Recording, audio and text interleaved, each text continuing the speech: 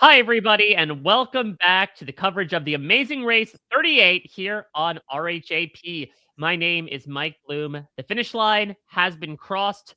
The metaphoric confetti has rained down, but we are certainly not done raining down podcasts upon you. These lovely Big Brother alum lived it all. They went on a true European adventure, and we are so happy to get the opportunity to speak with them to get their thoughts after the season on everything we wish we'd seen and everything we did see go down over the past few months. Of course, I'm not alone. This would not be an Amazing Race podcast without the great Jessica Liese. Jess, how are you? I'm doing great, Mike. Very excited. We don't usually do a lot of deep dives after the season, but this was such a great season. I don't know how we could not do it. And how could we not start with this power couple? We got to talk with them a little bit on Thursday following their unfortunate elimination, but that was just a slice. And we want the whole pizzy. We are greedy. So thrilled to welcome in for their official deep dive on the Amazing Race 38, Izzy and Paige. Oh, thank you. I mean, we got some grade A pizzy here tonight, okay?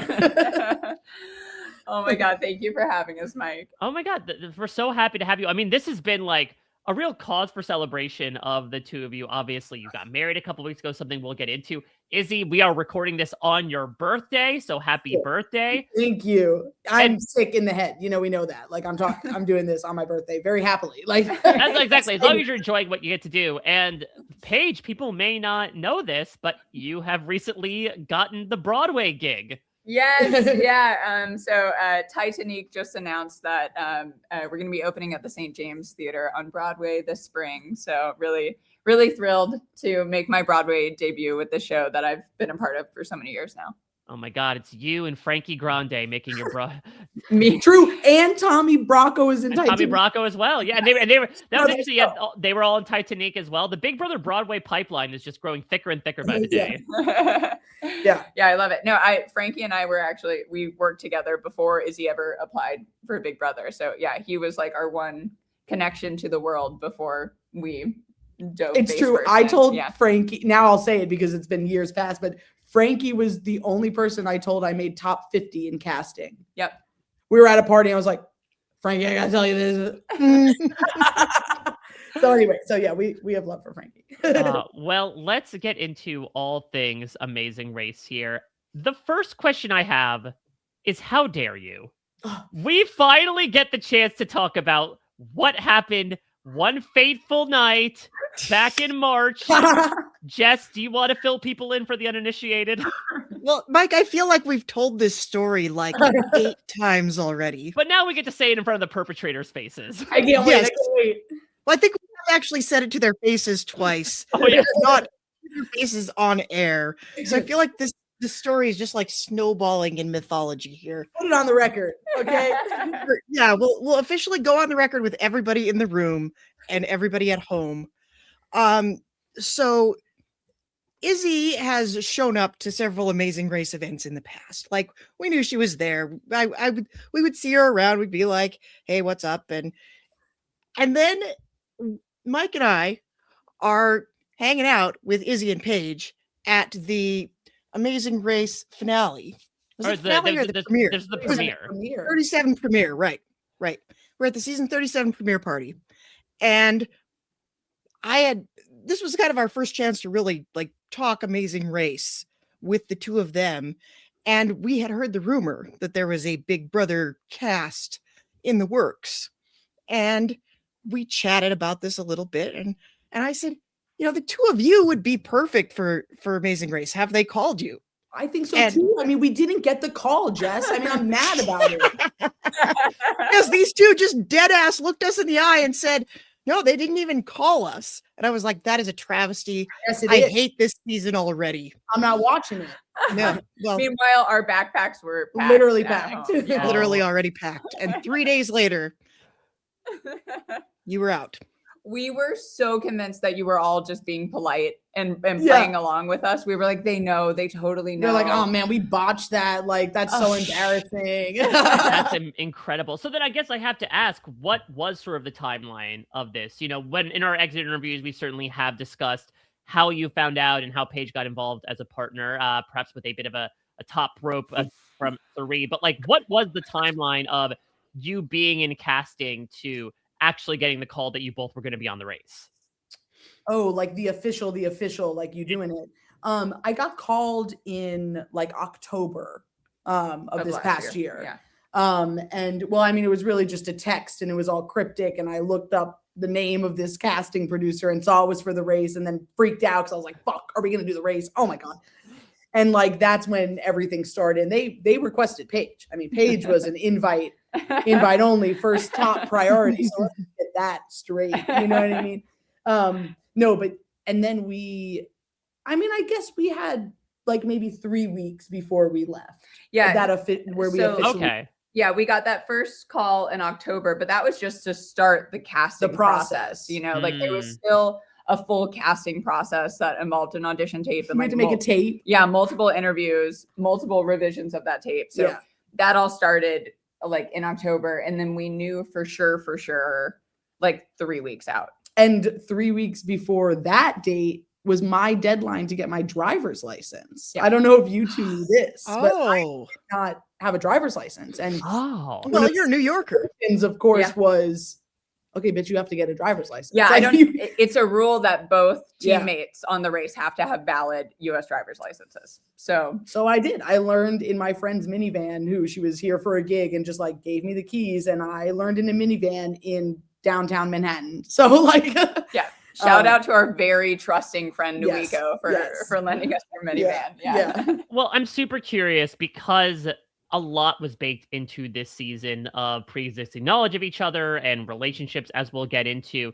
I mean, like Jess said, the idea had been percolating for a while, you know, especially in the weeks leading up to the season filming. Was there a discussion between people about like, hey, if you're on this season, and was there caginess around that or not? So we actually, the reason we were keeping it a secret from all of you is because we wanted no one else on the season to know that we were showing up. we very much did not want to pregame. We did not want anyone to know we were going to be there. Yeah, we had heard all the same rumors as everyone else about like who could be there. And we were making our own lists based on what we saw on social media and knowing that like, oh, well, this is a day that we've been told we have to be in an interview together in person, and seeing people these people are so online. Yeah, so we clocked that the Chadas were probably going to be there because we had a list of every day that we were required to do an interview together, like that we couldn't be traveling for work.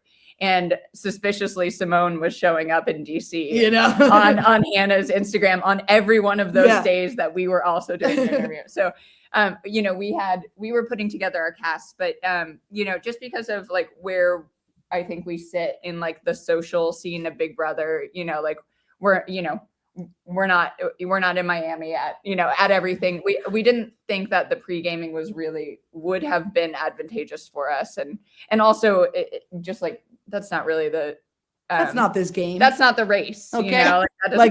I truly fundamentally believe you should approach every one of these shows, every single one of these games with what that game is. And this game is not about alliances. Like I know, yeah, whatever. So we decided it would be best for us to just be a surprise as opposed to a known factor that people could really like anticipate before the race. What would you say from the amount of preparation you did? Because again, we know the two of you.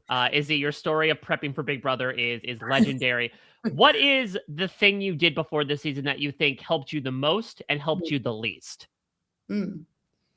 I mean, just like Paige thinks about this a little bit, like just like on Big Brother, I mean, we had already been avid race watchers. Like we already knew the race.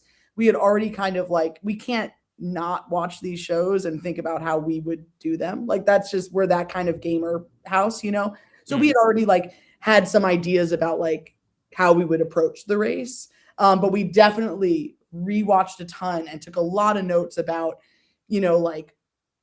combinations of challenges, when that happened, how roadblocks alternated, like things like that, so that we could have an idea of like how we would approach that and not be like trying to divvy up roadblocks in the moment in real time without ever having thought about that. So we definitely thought about those elements a lot. Yeah, like formalizing our race IQ. Yeah. And like really laying that out was that's a good way to that put was it. huge. Yeah. That was huge. And like, because we're also, I mean, like we make art for a living and like we took the time to like realize that what the producers of the Amazing Race are doing is also telling a story, and that like we can use our understanding of like how it gets made to kind of hopefully predict what's coming next and, you know, how to approach it better. So, and I will say we did kind of nail it with the roadblocks. I mean, we did have this philosophy that like we sort of categorized our skills, you know, into sort of broad categories that would match the kind of challenges that are on the race. And we were like, they're not going to test the same roadblock skill or category back to back episodes, because that's just like not interesting, you know? And so we thought a lot about who was going to do the first roadblock and sort of thinking about this is going to set us up to alternate. And we were pretty proud of that. I mean, I think that was one of our more successful, like prep into, you know, into actual racing that we like succeeded in. And then I think the thing that we did not nail. Yeah, go for it. Actually was like I've learned so much about like how to be like a healthy athletic person since this race. Like I never in my life considered a sport. But like we had a ton of focus on cardio and like very little focus on strength. Yeah. And like I have since learned that is not a way to live, that you can't can't have both. You're like limp little noodle body out to the park and just start running, you know, it's just so noodle. So, you know, like in some ways, I think we showed up like already kind of tired. Yeah. We had just tried to run so hard without, you know, actually building any muscle or consuming protein. Now Joseph Abden checks on our protein intake every day. Yeah, that is come a long way. He's just managing everybody's diet, isn't he? That's correct. Yeah, he loves it. He's passionate. Yeah, he's really passionate about it. Truly. Yeah. You talk about showing up tired. That was a literal thing, though, right? Like, this is one of the things that you've talked about on Chat BCC, that you guys had a pretty daunting flight to get into the Netherlands in the first place, that I think like really threw you into the deep end from a fatigue perspective. Oh my God. Yeah. I mean, like that is something they did not do a good job of portraying at all on the show. I mean, like when we left LA, we flew to Detroit, transferred in Detroit, got on a flight to Amsterdam, immediately to the train station, to about a 2-hour train to Hoorn. And then we literally are at the train station. We got mic'd up on the train. Like no one's been mic'd up before. And they're like, all right. And I'm like belly out on this like public Netherlands train. And we're just like micing up and everyone's looking around. And we get to the top. Super confusing. We told our sound guy, like, it's probably time to mic us up. Everyone was else micing is up. getting mic'd. And he was like, oh, I think we have more time. And we were like, can you put our mics on us? Like, and so we did it. And then we're just like standing at the front of the stairs and we hear all of them being like, all right, are they ready down there? All right, we're going to go. And they were like, you're going to start right now. We're like, where's Phil? You know, like right there on the train platform, like at the top of the stairs. They were like, don't go down the stairs yet. That's where the race is. And we were like, and so, and then we just said, go. And then it's like the race starts. And then, so that was like an insane amount of time. So it was like they're probably 36 hours of travel leading up to them saying go, you know, and like nobody had a meal. Like the last thing anyone had eaten was, you know, airplane food or something on like $5. Yeah. But then the last thing I'll say that of course doesn't make it in, that is just like a reality of these shows, is then we get through this first beep ass sled challenge. And I'll get into why a forced express pass is bullshit on this race. But we beeps herself and then screams bullshit. Yeah. We finally get to Phil. And then it's like, we filmed that intro for like 2 hours, yo. Like we're then standing in the cold, refilming the eyebrow, all of that. Go look this way. And we're like, and then we don't go. And we did that for like 2 hours before then we started the leg. I mean, the first 2 legs of this race were so insanely exhausting. It's like hard to comprehend actually now after the fact. Like, because then we get like shot out of a cannon from the train station, do that first little task in the cabs, get to the starting line, stop, spend like 2 hours there. You can't put on extra layers because they're filming because of continuity. So everyone is just stuck in whatever warm thing they like had on, you know, showing up. You freeze there for 2 hours and then they say go again and you do a very long leg of the race.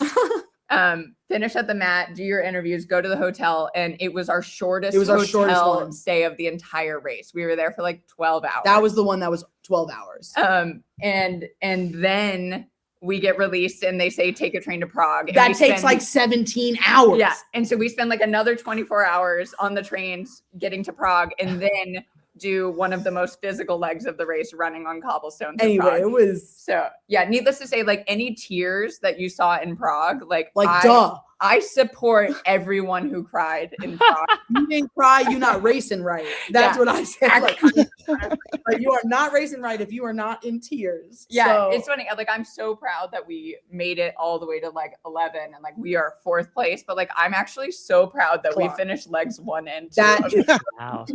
So I would love to know. This is something that I don't think I've ever heard a racer tell me about. I would love to know, like, how possible is it to sleep in transit? Like you're on this 17-hour train ride. Well, yeah. Are you able to sleep at all? Like, would you be able to sleep on a train if you weren't filming a crazy ass TV show? And is it less possible when you are? I mean, I think there are a couple like elements to that make it like a little funny. Like the thing is, we in particular never took a sleeper. Like we were, so our trains were never more than like 4 hours at a time when we were transferring. There's almost always an option that will get you there a little faster if you take 9 different trains instead of the one train. And so of course we did that. Yeah. And of course. So of course we did that, you know, well, so that really breaks up the opportunity for sleep. But like, first and foremost. But I do think that we did manage to find moments of real sleep, even if they were short on the train. And for me, it's partially we travel with a full security detail, y'all. Like, like, you know, it is actually like feel safe. You know, like I think if I was by myself on this overnight train, I wouldn't have gotten like a good 45 minutes. But we are very much like observed and taken care of. And so I think like that element of like safety out in the world like helps with trying to get a little bit of rest. But well, and I think like something I wish I had figured out sooner, and we've talked about this in like other elements of like food and fueling, is like the Amazing Race shouldn't be a suffering game. Like you should not. We made it that way. Yeah, and I made it a suffering game for a while of like I will be vigilant at every moment, and it's like, bitch, the train is going. The train is going. Set your alarm for an hour and close your eyes. You know, and so like I was certainly like overcompensating for a while of like I will, you know, and I think definitely we felt on the trains it was like we would be nervous for both of us to fall asleep because like what if the alarm didn't work or what if we just didn't observe something, and so I think we sometimes tried to like alternate, you know, but I don't know, we weren't great at it. I do think it's possible to like steal rest if you're like mentally and emotionally like prioritizing it, which it took a while to understand that was important. You know, like at some point you're so tired you just like stay up. You know, you mentioned it before. Let's get to the aforementioned beeping forced express pass. Because again, you two were fans of the race, and this is an unprecedented situation. So I want to get your reaction between like getting dropped off and told to go bull before the race actually begins, and then as you're sitting in the freezing cold, being iced out in a manner of speaking, and finding out that this express pass was given to Jag and Jess. Well, it's like, first of all, I'm not a huge fan of twists or like any sort of additional stuff to these games. I think what's interesting about these games is seeing people navigate stuff. And I think I just don't find twists or advantages all that interesting. Like, you know, so, right. Like relying on the support of a twist or whatever, instead of just like relying on telling the story of like humans navigating this race. Exactly. You know. So, but what I do think is interesting about an express pass or a fast forward type of advantage in the race is the element of like, it's going to be with top teams, right? Like top teams are going to be the first ones to see whether or not this is available or taken. They're going to have the opportunity to go for it. And I think what's interesting is forcing a team like that to make a decision whether to risk giving up their top spot for this advantage or continue on. And I think like that element of pulling someone out, forcing maybe other teams to want to challenge you for it. And like just another element of like mixing up the placement of teams. I think that is what is interesting about that advantage, not the actual express pass don't do a thing. You know, I think it's boring not to see people do stuff. I think it's fucked up that people get their votes taken away in Survivor. You know, like it's like that is what we are here for. That is what this game is. And so don't take that away from people. So I don't like that they get to skip shit. Yeah. But what I think is interesting is like the element of making a choice, of a team having to make a choice. And we didn't have a choice. So it's like, what is this? Like, we're forced to do this? Like, I don't. Well, like our Express Pass just became like, let's survey the teams to see who has the best strength to weight ratio. Like, hope you have a big one and a small one, you know? Oh, right. On the sled challenge. Yeah. Like, that was a big factor. As opposed to being like, which team is going to be bold enough to go off route right now to try and get an advantage? And will it be a front team willing to give up a front spot, or will it fall to a desperate team in the back who's going to try and make a big move? Yeah. So, so whatever. We were pretty bummed about that. Yeah. And I mean, we've all said it. It was dumb to give Jag and Jazz the Express Pass. Like, for the record, we did not make a plea for the Express Pass. They gave us all opportunities to go around and say we deserved it. And we we just really wanted to put our money where our mouth is. And we don't believe that you need an Express Pass to win the race. So, you know, we didn't think it was going to come our way, but we literally did not ask for it. Honestly, it would have been embarrassing if we pleaded for it. Like, it's not coming, we're self-aware, you know what I mean? Like, it's not coming to us, you know? So, and it ultimately didn't have a big impact on the race. So I think the producers really wanted our beef with Jag and Jazz to be about the Express Pass. We don't care. And we were like, they can have it. He was like, don't care. Okay, well, I would love, yeah. I would love to know more about, I don't need the full context here, but coming into the race, you probably had some idea that you were going to see Jag and Jazz there.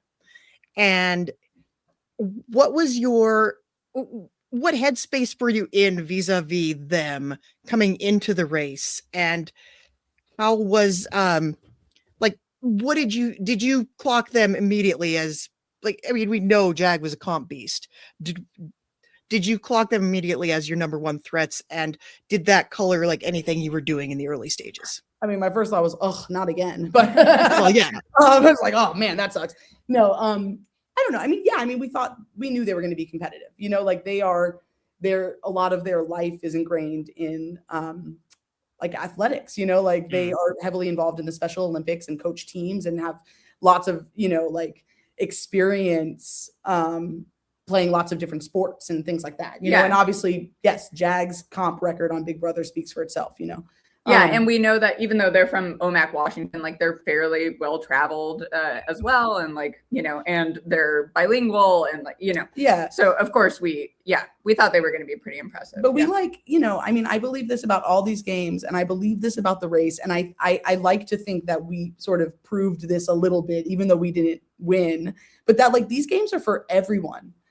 Anyone at any point could win these games, and so.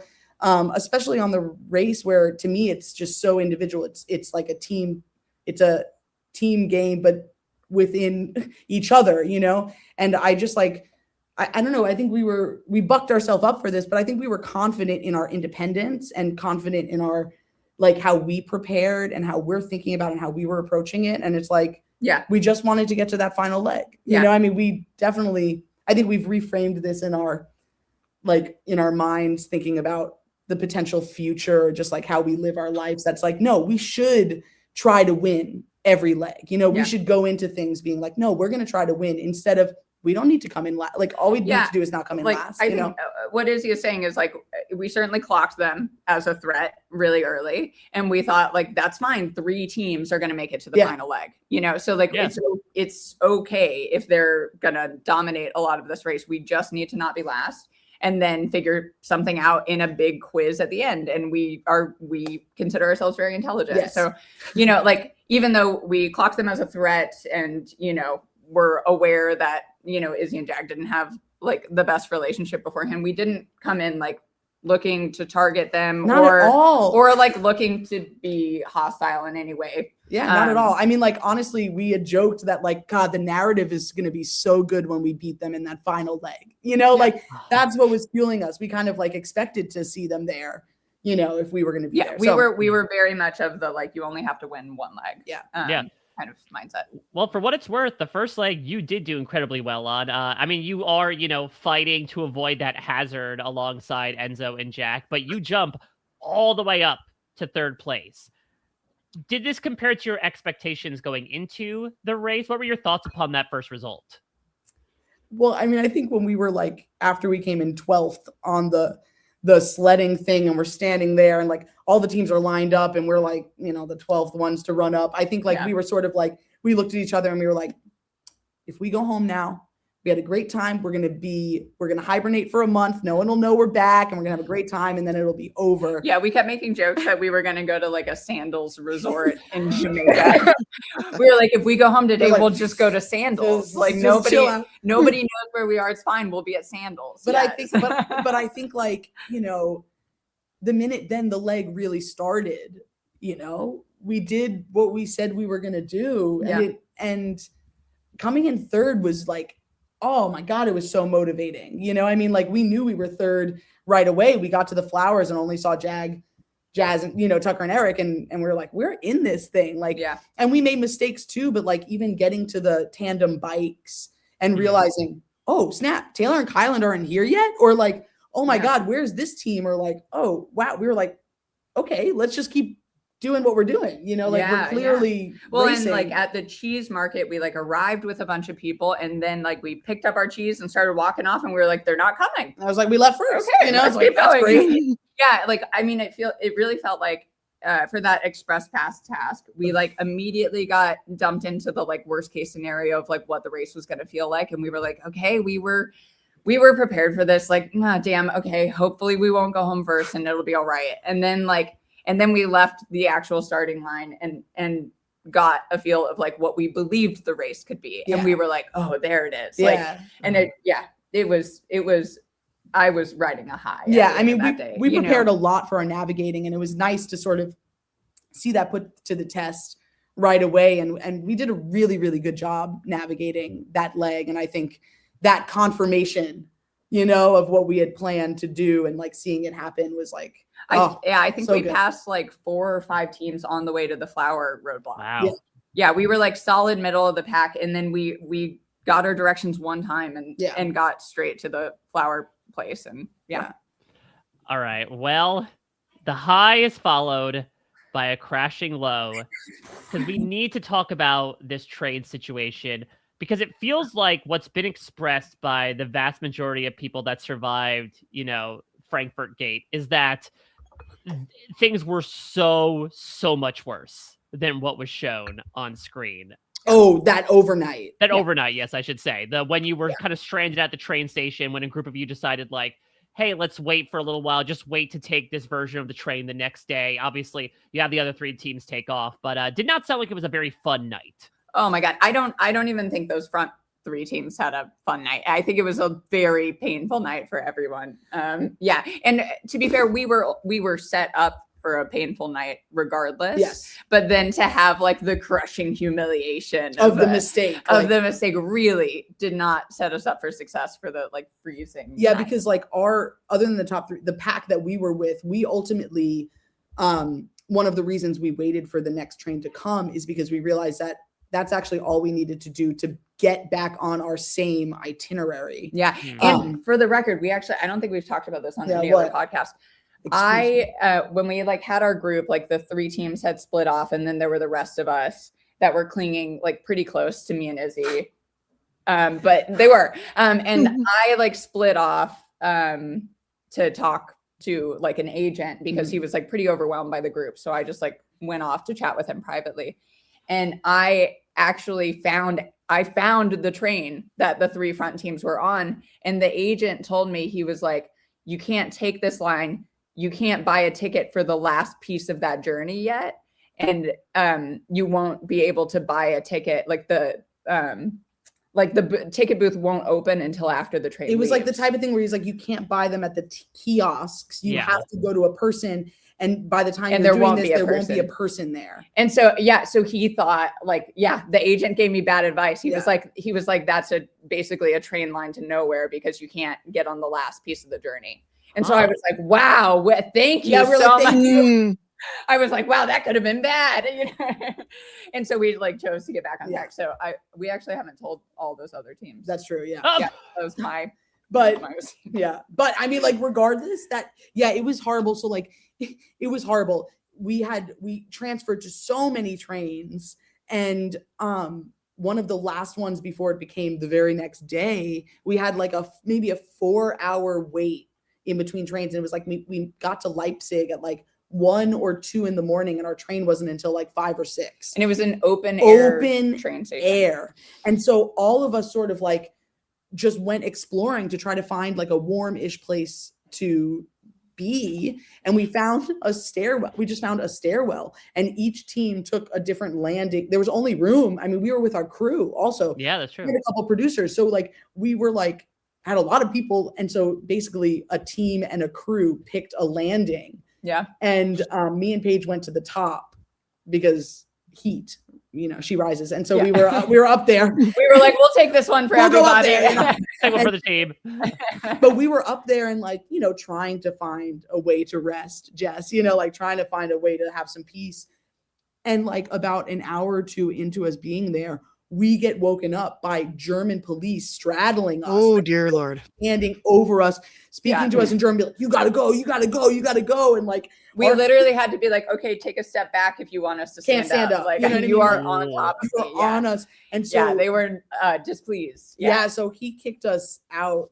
Yeah. He kicked us out of there, and it was like kind of scary and like weird. And anyway, we ended up, maybe we've told some teams this, but we ended up all sort of scattering to try to find a place to be. And we ended up going outside to just like, I don't know, take a walk to figure something out. We found a hotel, and we actually went into the lobby of this hotel and like got free waters and some snacks. And like, we were like in a bougie, like velvet lounge, and like got to use the bathroom and brush our teeth. Like we felt really bad. Yeah. We were silent. We knew that if we went back to gather the additional 15 people with us, that there was no way they were going to humor us sitting in the lobby. And so it was like just us and our crew, and we felt really bad, but we were warm. Yeah. So anyway, that was the most insane night of the race. And just like in general, I mean, I can't believe we did that. Yeah.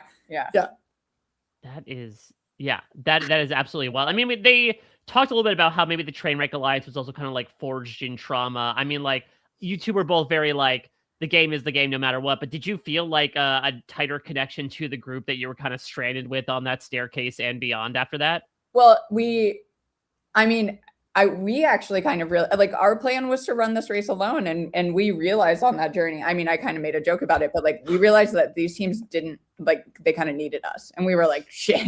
We were like, oh man, like we would have been fine alone. Like we like, but at that point there was, you know, we stick out like sore thumbs. There was no way for us to like, you know, shake everybody. And so we realized that we were gonna like single-handedly navigate 5 teams to Prague. And like Chelsea and Jack like almost got off at the wrong train stop several more times. And like we were not the ones to tell them. Yeah. And like for the record, I was dying for them to get off the train. Like stepped off the train, and like then the other teams look back and we're still sitting and we're like, I was like, and then they get back on the train. We're like, God damn it. You know, nobody knows what a terminal stop is. And like, you know, so we were, I mean, we had, that was like really the foundation of our relationship with Rubina and Christine. We had like a nice train ride with them and like really saw each other. But I think overall our mentality towards the whole group was like, oh my God, I wish we were alone right now. Like we would have been fine. And a lot of these other teams wouldn't have been. Yeah. Well, not to fast forward too much, but I do want to go to a moment after the Czech Republic that seems to bear out when it comes to the U-turn of it all, where, you know, you are, some of you have heard this before, sort of like at I don't know, I think it was at a train station. Yeah, this was another one of those sleeper things. And we get this scene where like, once again, moment. Go ahead. Yeah, Mike. so yeah, it seems like this thing where once again, it seems like people are flocking towards you to be like, let's get directions. And Jag and Jess walk towards you and you say like, they're like, basically like, what's going on? And you're like, but we're not gonna, I don't really want to have this conversation right now. That's not what I said. Okay, I'm gonna paint a picture here. Please do it. This is the most ridiculous thing that is in the show. Like, I cannot believe this was an inciting incident. So the two of us are alone. We have not yet bought train tickets. We are looking at a phone. Joseph Abden walks up to us, literally open Izzy, arms, Paige, says like- our names, hugs us, and talks with us for a minute. We confer about tickets. Meanwhile, across the train station, Jag and Jazz are standing like 20 yards away, staring, open mouth, watching this whole thing happen.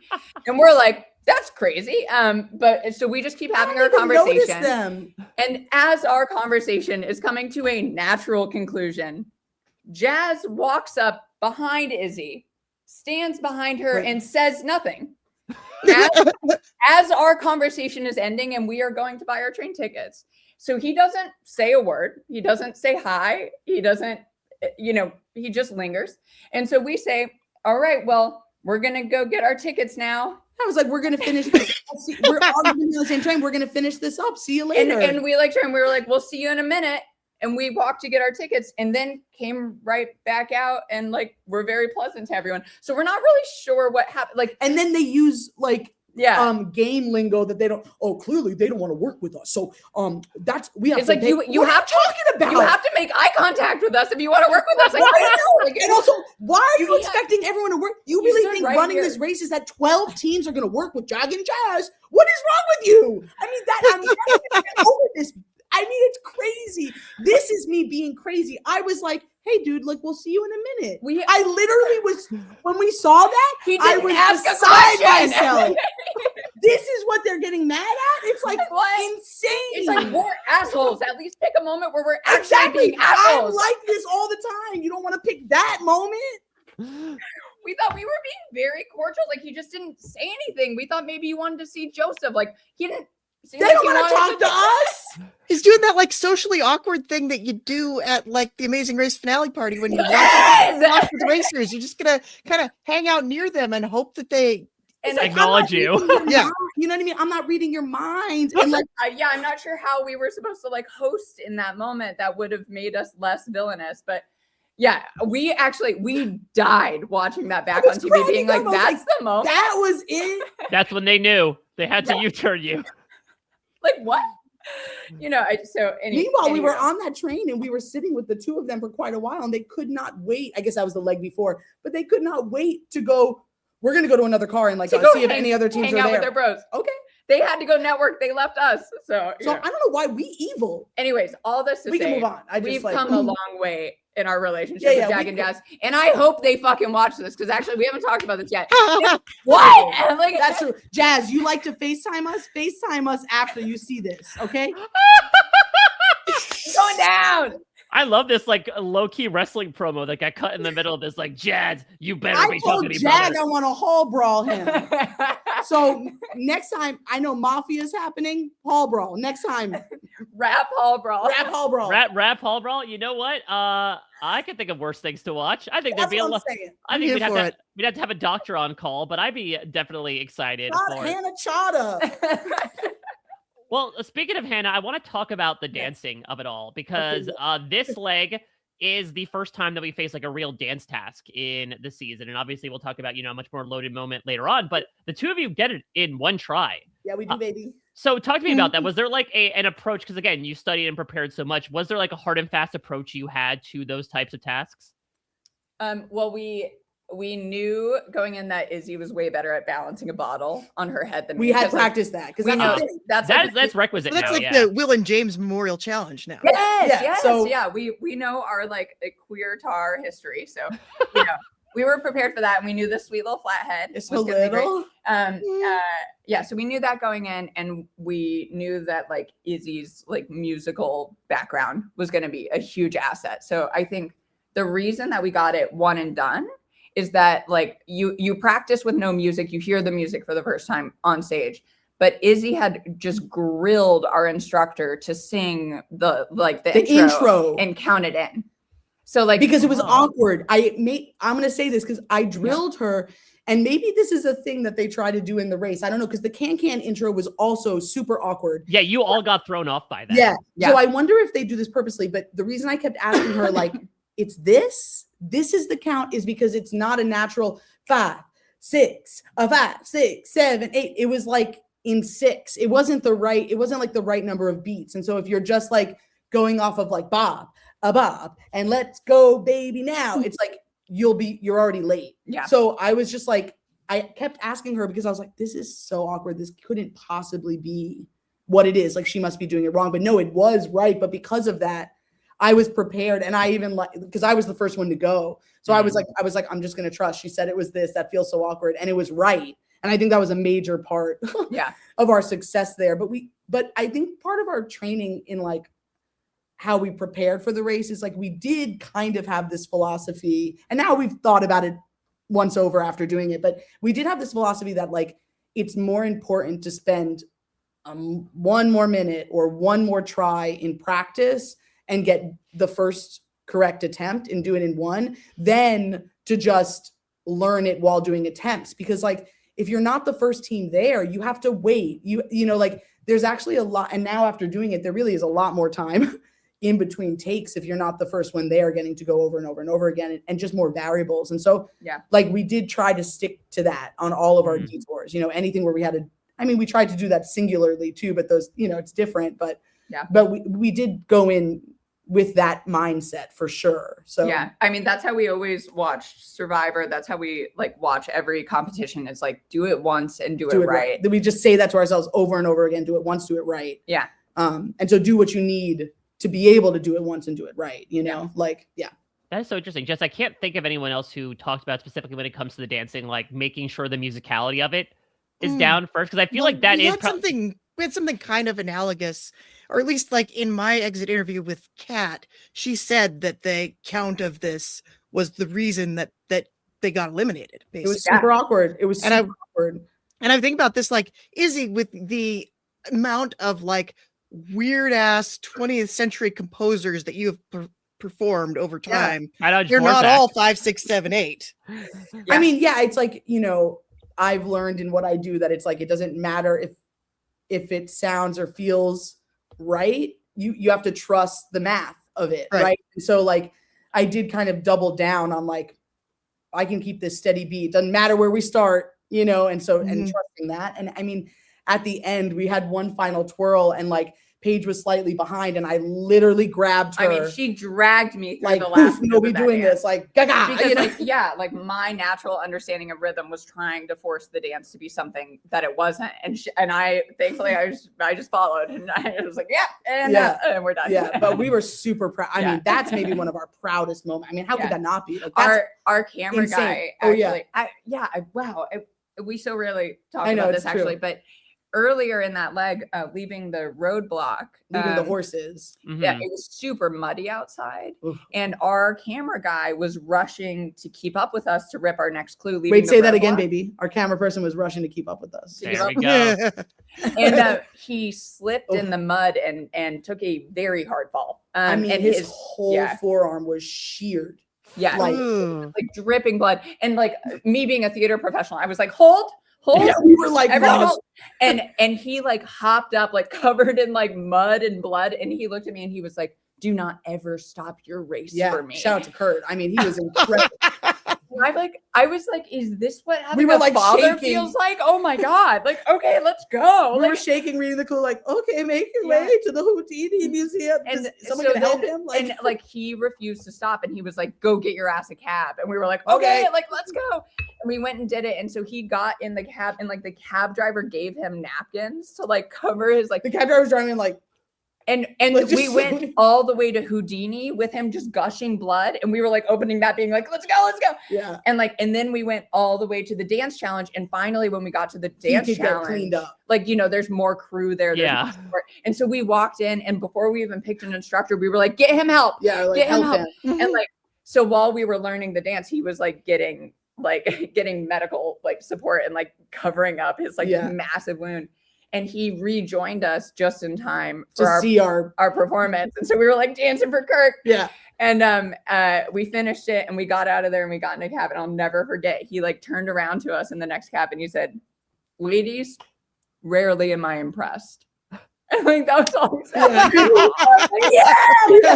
Oh my God. Yeah, it was so. Yeah, we felt very bonded. That whole squad, that him and the sound guy, we felt very bonded. Candace and Marcus were like very bonded to all I'm imagining is Kirk like as a Nick Offerman type with that line of just like very stoic. Canadian. Yeah. Oh yeah.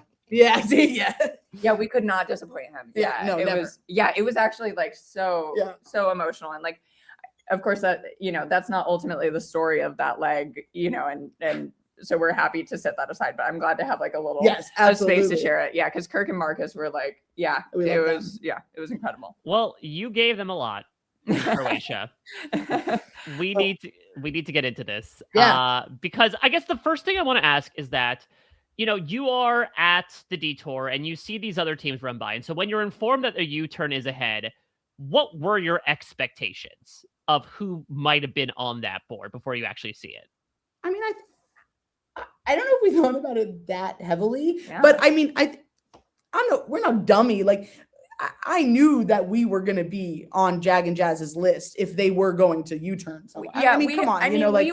We were like, their faces are pretty transparent. Like we had been aware since leg one that they were like pretty displeased with our presence on the race, like, I mean, that's actually why, there's that clip of Izzy in the first episode being like, I want to rip his fucking head off, because like their demeanor towards us wasn't like particularly warm at the starting line. Like we already felt pretty unwelcome. That's what that is coming That's from. what that clip was. So we had been on our best behavior, like very intentionally trying not to, make enemies with them. We were trying very hard to play nice, but, obviously that didn't work, So we were like aware that there was a possibility, but to this day, we really think it was just like because of where everyone was in the rankings, like it was a dumb decision to U-turn us. So like we really didn't think that we didn't think they were going to do something that dumb. So it's interesting that you had at least some sort of like relative expectation about it. Now, again, maybe you would tuned it out because you're like, why would they do this? But I mean, the emotional uproar, to say the least, that it prompted. I mean, what was that based in, Izzy? Was it, as you mentioned before, sort of like you being on your best behavior until this moment where you're like, all right, I have reason to literally flip these guys off right now?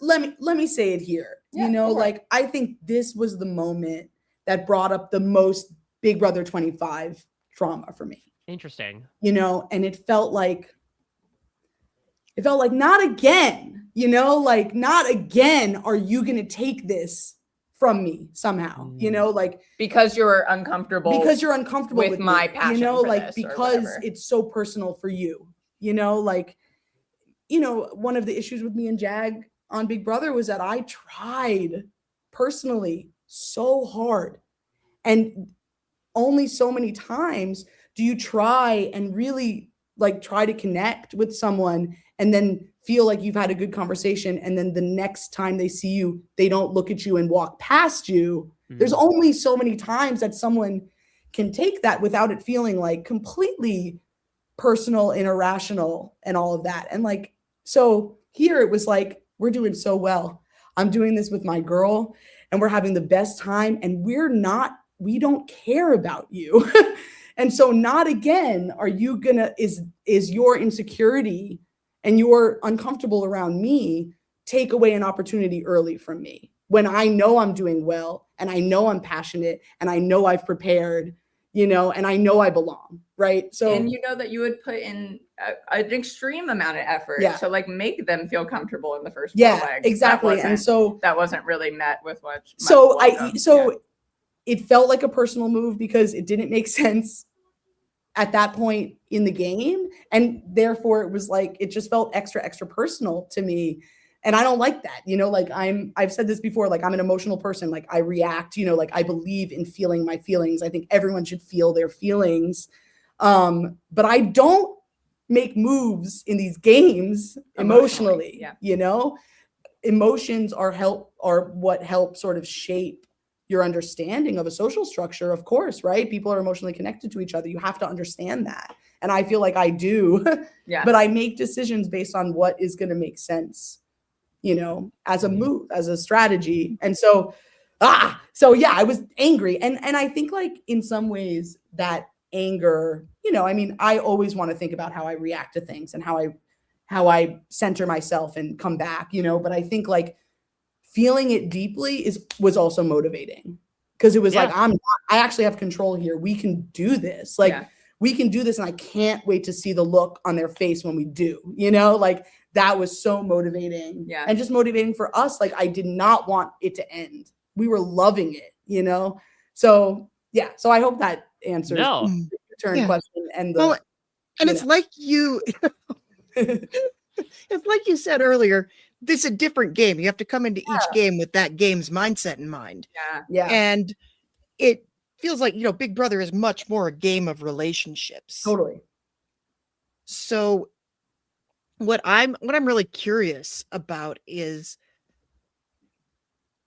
like, now I'm not even gonna know how to phrase this now, but Okay, throw a few Yeah. versions out. Yeah. Yeah. We can workshop we can workshop this. So how much of Amazing Race ultimately did feel social? Was it more social or less social than you expected? And like those relationships, did they, I mean, apart from the U-turns and the twistiness of it all, like, could you race it in a vacuum? Well, it's funny because it's like, I mean, I think it's inherently less between teams. It's less social between teams. You're not spending nearly the same amount of time together. Most of the time, I mean, we never saw Turner and Megan on the race ever. Like we never interacted. You know what I mean? Like we were pretty disappointed. We were pretty sad about that. But Yeah. things that you like don't see, and like, but I mean, obviously, but you can't say it's not a social or relationship game because this relationship matters. Oh yeah, well, like, well, and this season, like already having so many baked in relationships, like forced it to be a more relationship based game than I think it normally is. Like I kind of would have loved the opportunity to race on a season where we didn't know anyone, because I think starting from scratch, like then you can like actually have a little more control over how your relationships with other then you would just be Enzo and Jack. Right. Shout out to the arrows, my man. Well, you talk about this being fuel for you, Izzy, this ability to prove them wrong, to have this ability to call them out for this. So then when you end up getting U-turned, how confident were you that you would survive the leg? Of course, I don't think you would have predicted the calamity that was that downhill race that allows you to catch up with some of the other teams. But did you feel like, especially knowing that Christina and Rubina were also U-turned, that you were in a good spot to survive? I mean, no, but I think I was not thinking about the outcome. I really don't. I think I was just like, we gotta go do this, and I was not trying. I didn't. I don't think I considered that we could have gone home until after we had checked into the match. Yeah. Wow. Yeah. Maybe on that final, like they did, it didn't end up being relevant, so they didn't show it, but we got a little lost going to the mat. And like, so there was one moment. Did you go to another bar? Yeah. Right. The third booze bar. No, and we went up the wrong side of the castle. And it was like there were two peaks on this castle that you could and so we went up the wrong peak and then saw Phil across the way, but there was no way to get to him. We had to go back down into the town and around.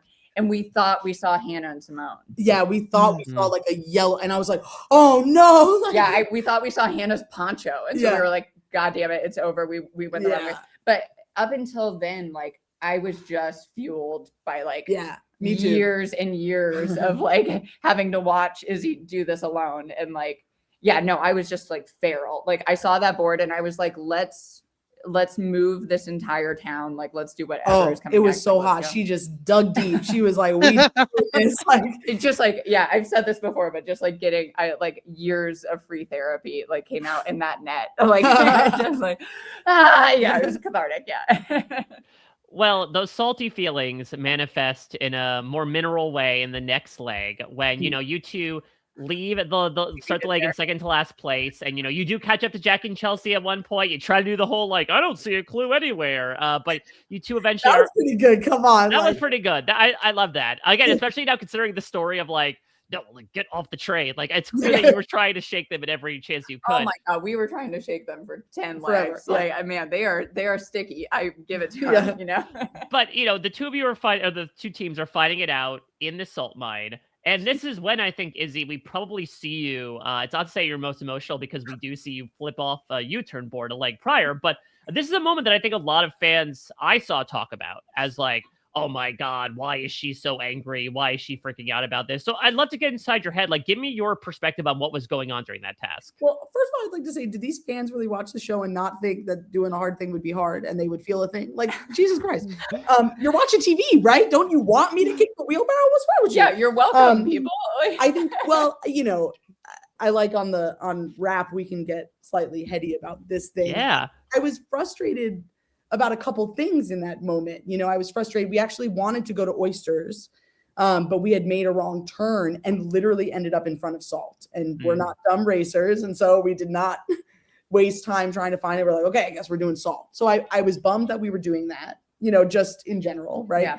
And I was bummed because it became sort of clear at that point when we got to that race that it felt like the tasks weren't that involved. I was worried this was going to be a short leg, Yeah, we had suspicions that we were on our drive out, actually, like to start the leg, like on our very first driving stretch, we passed a production van driving a team back to the hotel. Oh. And we were like, they're done. We were like, here's our chance to make up time and the leg is over. So that was frustrating because it's like, give us a chance. Isn't that also better TV?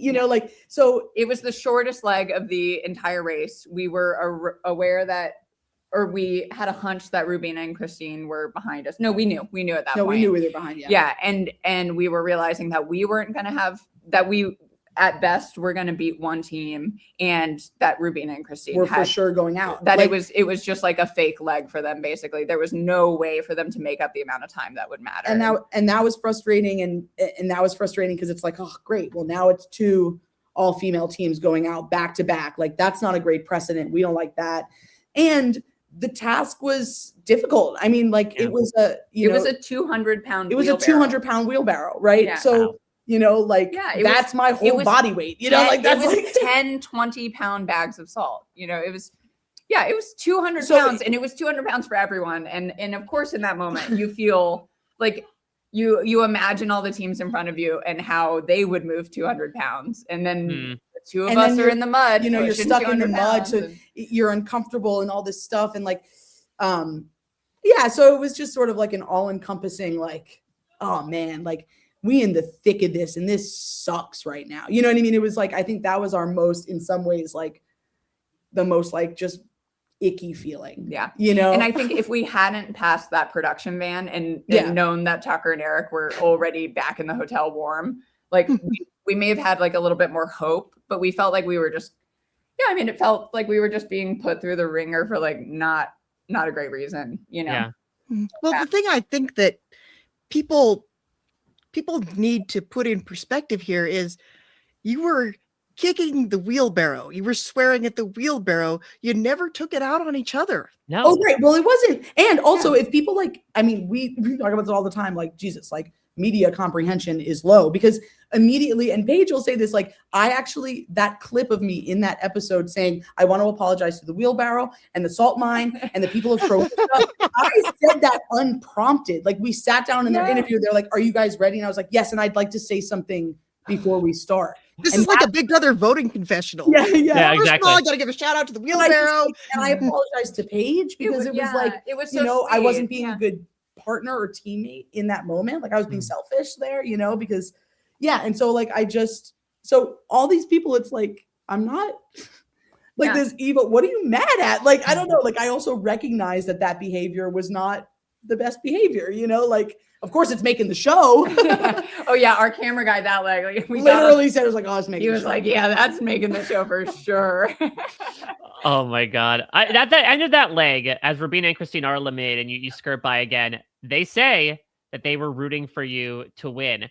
When you found that out, did that surprise you at all? It seemed like you were building a tight bond through the early days of the race. I mean, we found that out when everyone else found that out. They didn't tell us. Yeah, they never told us. And wow. And Rubina and Christine are one of the teams that we've like debriefed the most about our time on the race and our experiences and stuff like that. And they even said, they're like, did you like that? Like sort of purposely not telling us. Yeah. it felt amazing.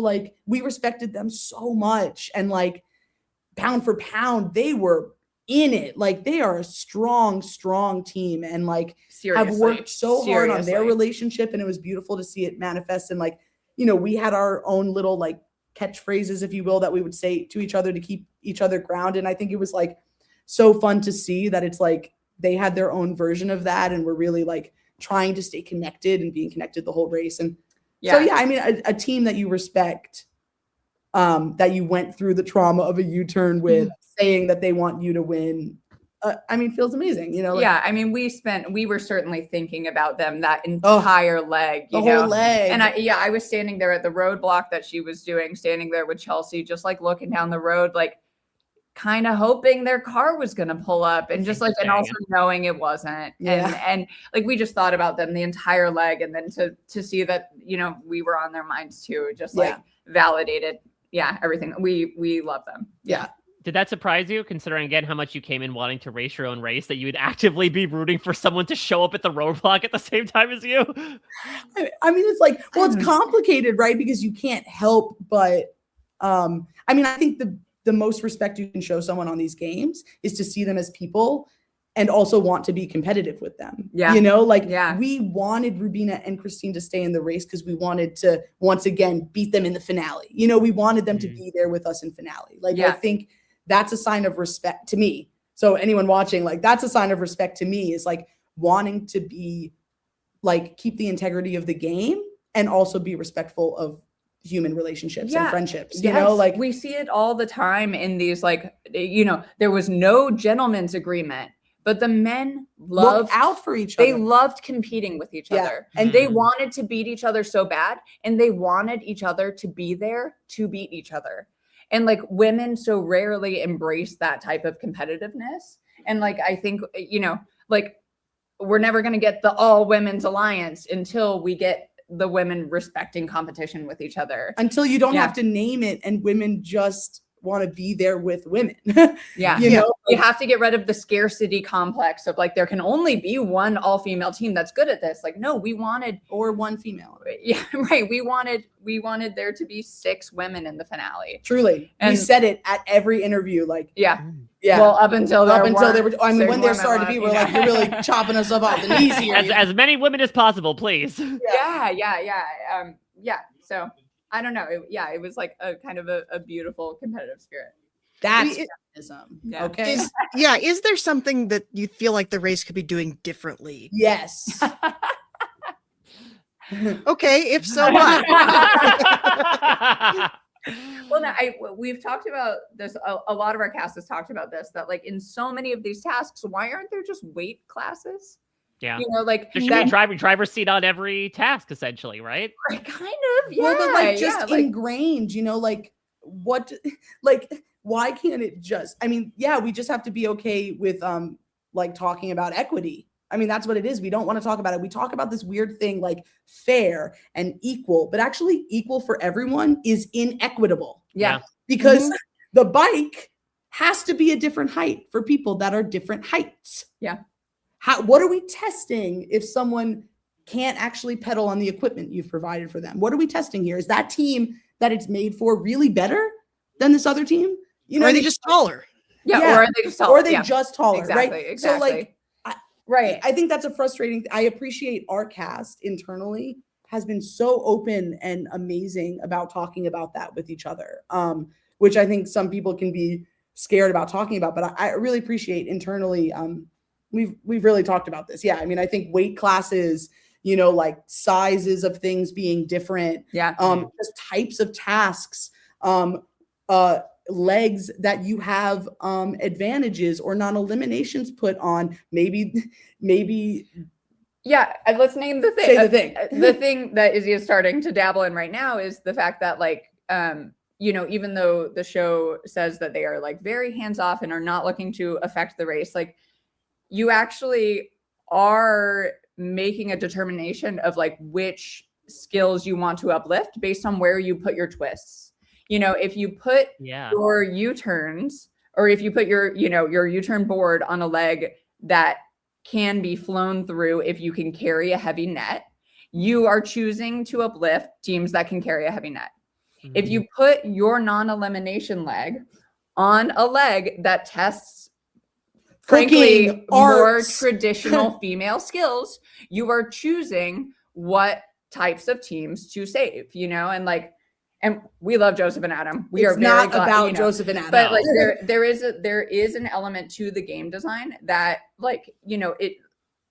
there's never gonna be a way to not like take a side or have an opinion on that. But like I do wish the game designers like acknowledge the fact that like where you place those twists and where you place your resets and like equalizers has a massive factor like in your game, like the roadblock in Dubrovnik. Sorry, I'm just preaching now, but I'm gonna go ahead, baby. Like this is your space. The roadblock in Dubrovnik with the carts. Yes. Was so body weight dependent. Yes. Joseph literally told me, once again, shout out Joseph. I We love him. Joseph. Joseph said, I didn't know you were allowed to propel yourself forward. You're telling me? He got it on the first try. He sat on the cart and his body weight carried him to the finish line in time. It's like, what are we testing? Yeah. And Simone, who weighs 1/3 of Joseph's leg, it's hours using every muscle in her body to get that cart to the finish line because she did not weigh enough to overcome the bumps in the cobblestone. Like her weight was not enough to push past those bumps. So she got caught in every rut on the way down. And Joseph and Kylan and all these big guys sailed right over the top. And it's just like, why can't there be weight classes that determine the time that you need to get down that hill? Because like I would have loved to see Joseph work for it. Like yes, it would have been great TV. Those arms, he would. What? I'm already thinking about it. What if Joseph had to do it in 40 seconds and Simone had to do it in 40 seconds? Like, would that like? I think it would have been great TV. And I like, who knows how that would have affected the outcome? But all that to say, that roadblock ended up affecting the whole rest of the race. Right, because you stayed in Croatia, and so that directly impacted who was in the back of the pack the next leg. Yeah, and pretty closely impacted what happened at the beginning of Romania as well. Like all of these teams were pushed to the back, and there was no equalizer until leg 9. Like the leg 5 roadblock determined like 2.5 of the next, eliminations. Wow. So like, just to say that your game design is inherently equitable and does not favor certain strengths or certain types of teams is just like kind of blissful ignorance. I would say gaslighting. Like, yeah, I mean, it's an incredibly valuable perspective to have. That even if it's done unintentionally, like it is still obfuscating a lot of skill sets that other people are able to provide. Now, while we're talking about this, I do want you to address something because Izzy, you brought something to light in the last couple of weeks of the season that you had run into somebody who worked on the Amazing Race crew who designed the challenges. And you said that they were some of the masterminds behind the challenge designs of Big Brother 25. Talk to me more about this because this got the internet in a tizzy as well as a and when are they getting out of the hospital after you confronted them? All brawl, baby. I was enjoying my week of TAR 38 premiere bliss, enjoying my time at the Big Brother finale party, just doing my thing when this man approaches me and he says, Izzy, I've been dying to meet you. I don't even remember his name. He goes, not say his name. I know, right. I don't remember it. But he said to me, he was like, I was the comp designer on Big Brother 25, and I also was a designer on The Amazing Race 38. Did you like give him the blank stare like Jazz, where you just like this was it? I didn't know what to say, and all of my like training for Big Brother again, like training, and I was like, don't react. I was like, don't do it. And I was like, oh. I'm going to go over here now. I literally just left. And I went immediately to Paige and I was like, he did the comps and us and this. I was like, get her some water. I was like, I got to go outside. You know what I'm saying? Yeah. Anyway. So yeah, I met him. And I would love to do another show, But if you do, this man will be there. Him and Jag Baines will be there. Exactly. Like that's in your writer at this point. These are your green M&Ms. Like I will not do another show. They're going out for Survivor, and it's going to be 2 tribes. It's going to be the Izzy tribe and the Jag tribe. I would jump right back in the water and just I'll see you there, y'all. It's okay. It's okay. Y'all have a great time. I'm gonna go to Ponderosa. I'm gonna have a great time. You know. Well, let's jump off that point to talk about Paige jumping out of a plane. Yes, please. Let's go to Romania here. I want to start with something that we touched upon in our interview, because we felt so much unfulfillment of, look at all this stuff that Izzy and Paige were saying about when they get their hands on Jag and Jess. Don't you worry. Revenge will be sought out.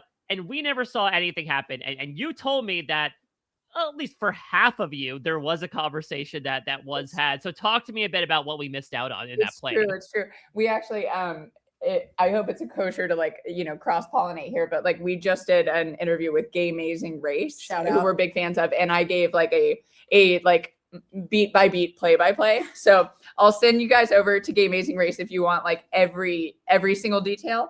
But yeah, we got separated because I was going to skydive and she got sent to the landing zone to wait. And so I was there with Jazz, and he was doing the Banesboro thing and just kind of, looking around. And I forced him into a conversation, and I got to play the game they play, and and be the bigger person, and it really took everything that I had to keep my voice level while he started to go up, and I was like, nope, I'm winning, and everyone's gonna see, and and I forced him to shake my hand, and then there was a cool off period, and then we came back together, and then he was able to have a slightly more productive conversation. But I was really proud that I was you don't get to call us the angry ones. You don't get to call us the crazy ones. Everyone is here right now, and they're going to see that my voice is level and that you are panicking. And yeah. And she asked him a lot of questions. Yeah. Just and how about this? What about that? Yeah. And what about this? And let him try to answer them, Yeah. So yeah, I was I was very pleased with how that went. And and since then we've had a lot more productive conversations, but I kind of made him face it. Yeah, it felt great. Did you follow each other on Instagram now? I've always followed Jazz. I've never followed Jag, and I will not. Yeah. That's the thing.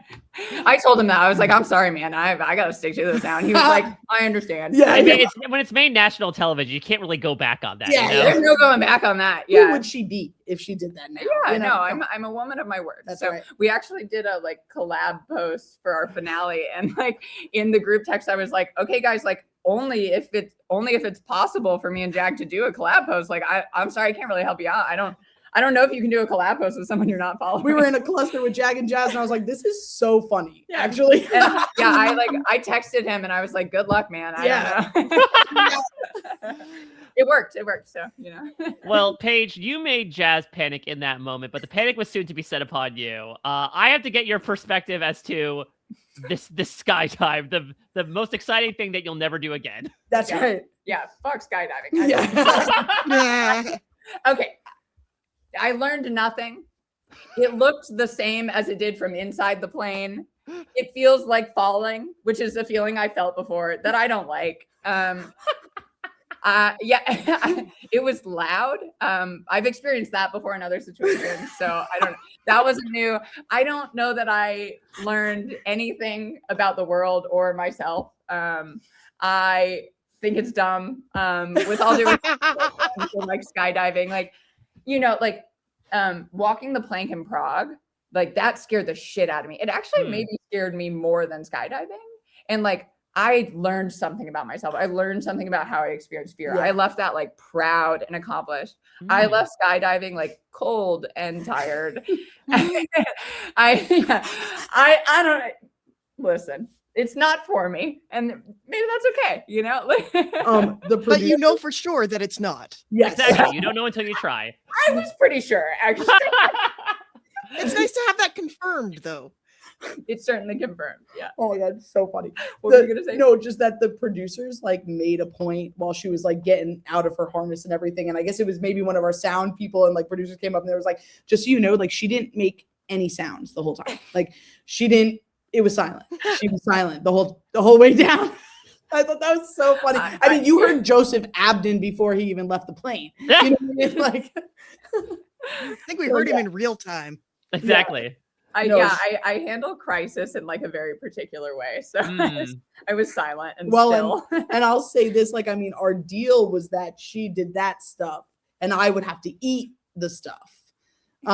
You know, like she doesn't want to do the eating, and I never had to eat on the race. There was no bug. There was no bug. There was no quantity on some Ferris wheel. It was like, you're not going to eat that schnitzel. Yeah, no maggoty cheese. There was none of that. Nope. And so when we did get eliminated, RIP, she literally, we hadn't even filmed our, you know, like cuddle looking at the Eiffel Tower little moment. And she turns around and says, which one of you got a cockroach? Find a cockroach, because she didn't have to eat anything. She was like, I was at a plane. She didn't have to eat anything. One of you find a bug. I was like, I've been in multiple harnesses. She should eat a bug for every harness you've been in. Exactly. I mean, we're in Paris. You could just go eat some snails. Exactly. Oh, I love that. But they're so delicious. I know. It's so hard to get her back. Like she likes everything. Well, anyway, I was very happy she did the skydive. maybe one thing you didn't like was the sheep. So you know, that's something that does send you a bit towards the back. You know, one of your first, I think, big scares with being in last place. So talk to me about that. Yeah, 45 minutes behind the last team. We were there for a long time. I was looking at my clock because I was like, I don't know how to fucking move these sheep. Like, I was like, I don't want to touch these sheep. And also, like, the sheep, like, they're live animals. They're feeling the energy too. It was a nightmare there in the pens. Like, we felt bad. Our sheep were like, I don't want to do this. I was like, bro, I don't want to do this either. Get in the pen. Like, I don't know. We can end this right now. No, we were terrible at the sheep. Paige got ran. I can't believe some of them really had horns. She got rammed. I got lifted off the ground. It wasn't even running. Like, I was just like, I was trying to figure out how to like affect them. And so I like stood my ground with one of them and I was like, you're going in. And it just walked towards me and put its head down and like put its like horns into my like left thigh and just lifted me. And I was just floating off the ground. Crazy. And I like kind of like walked over it and like let it go behind me. And I was like, all right, you're going to go that way. Okay. She had this crazy bruise after we even got back from the race. Like, she looked mauled, you know, like, anyway, that freaked me out. We were all like a little nervous to like get in there. Anyway, that was a horrible challenge.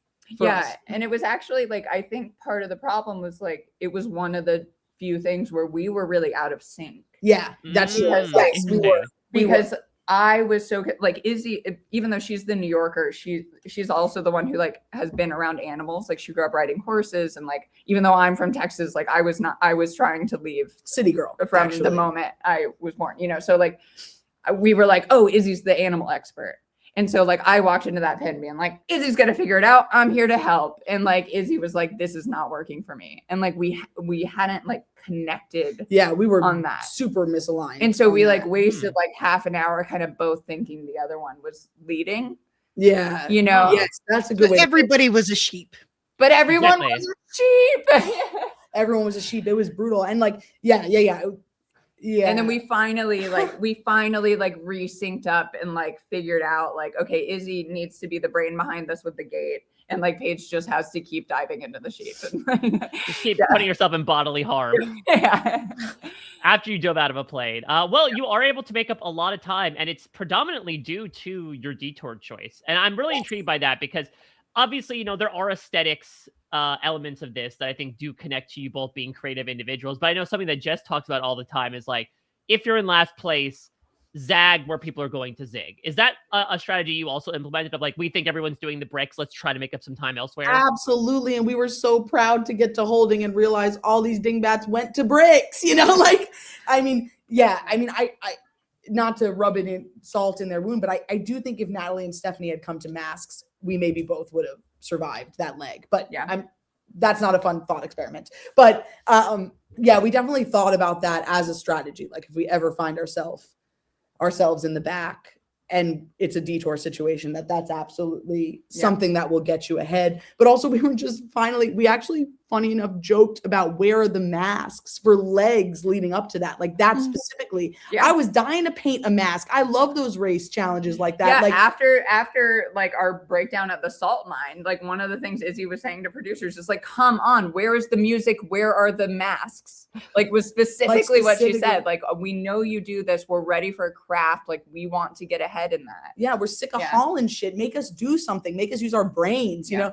So anyway, so we were excited anyway to see the masks, and like, I mean, the juxtaposition of like the shit time they were having at Literally. Yeah. And we were like, I mean, yeah, we were just having a great time, you know, like, and really like centering ourselves back in our philosophy of like slower is faster, and we're just going to be really organized and diligent. And like, I was really proud of how we completed that. You know, we're really organized about it. Yeah, I mean, like my energy was still all over the place from skydiving and then straight into the sheep. Like I was probably my like least regulated self on that leg, and like Izzy really took over. And I felt so confident there, you know, like just something I know how to do, something I know that I can relay and help Paige with, and like,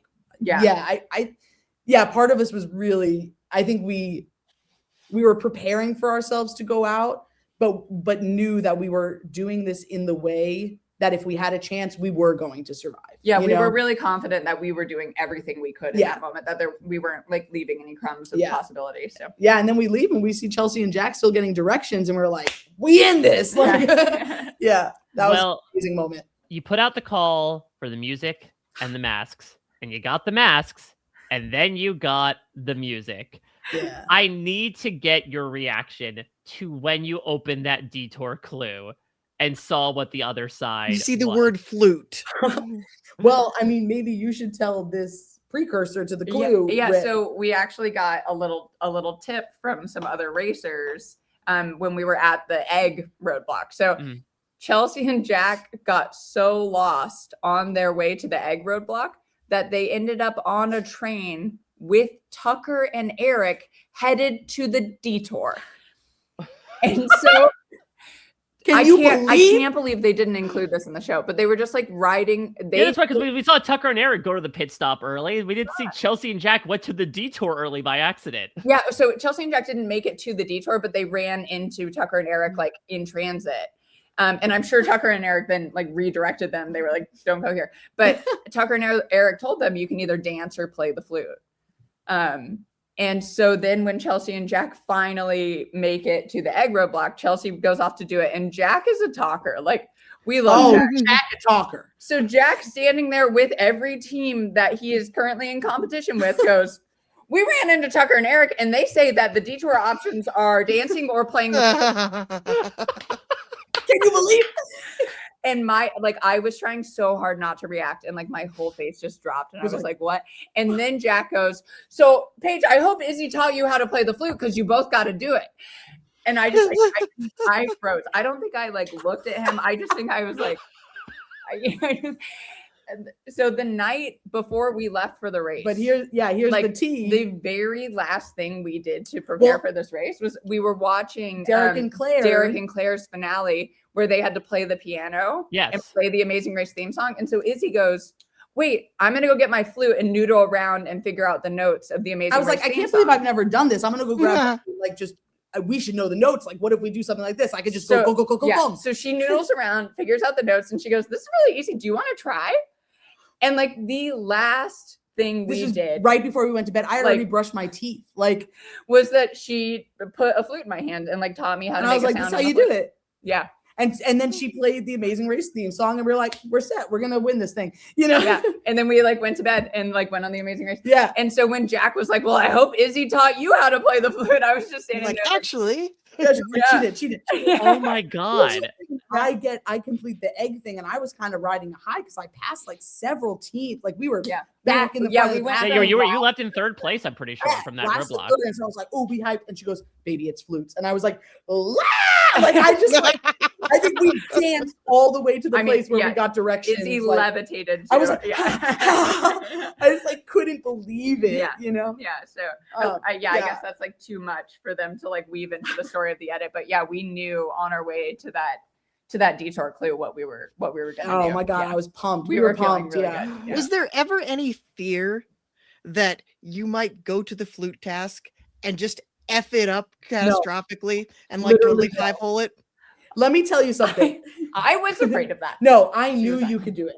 I knew you could do it. And also, like, it's so funny because, like, in some ways, this type of thing is like why I got my start in my career. Like, early on in my career, I was known as the flute player you could call literally at any moment to play anything and show up to the show and Figure do it out. it. Like, that was my shtick, you know? And so, like, anything with the flute, anything with music, high pressure situation, need to be one and done.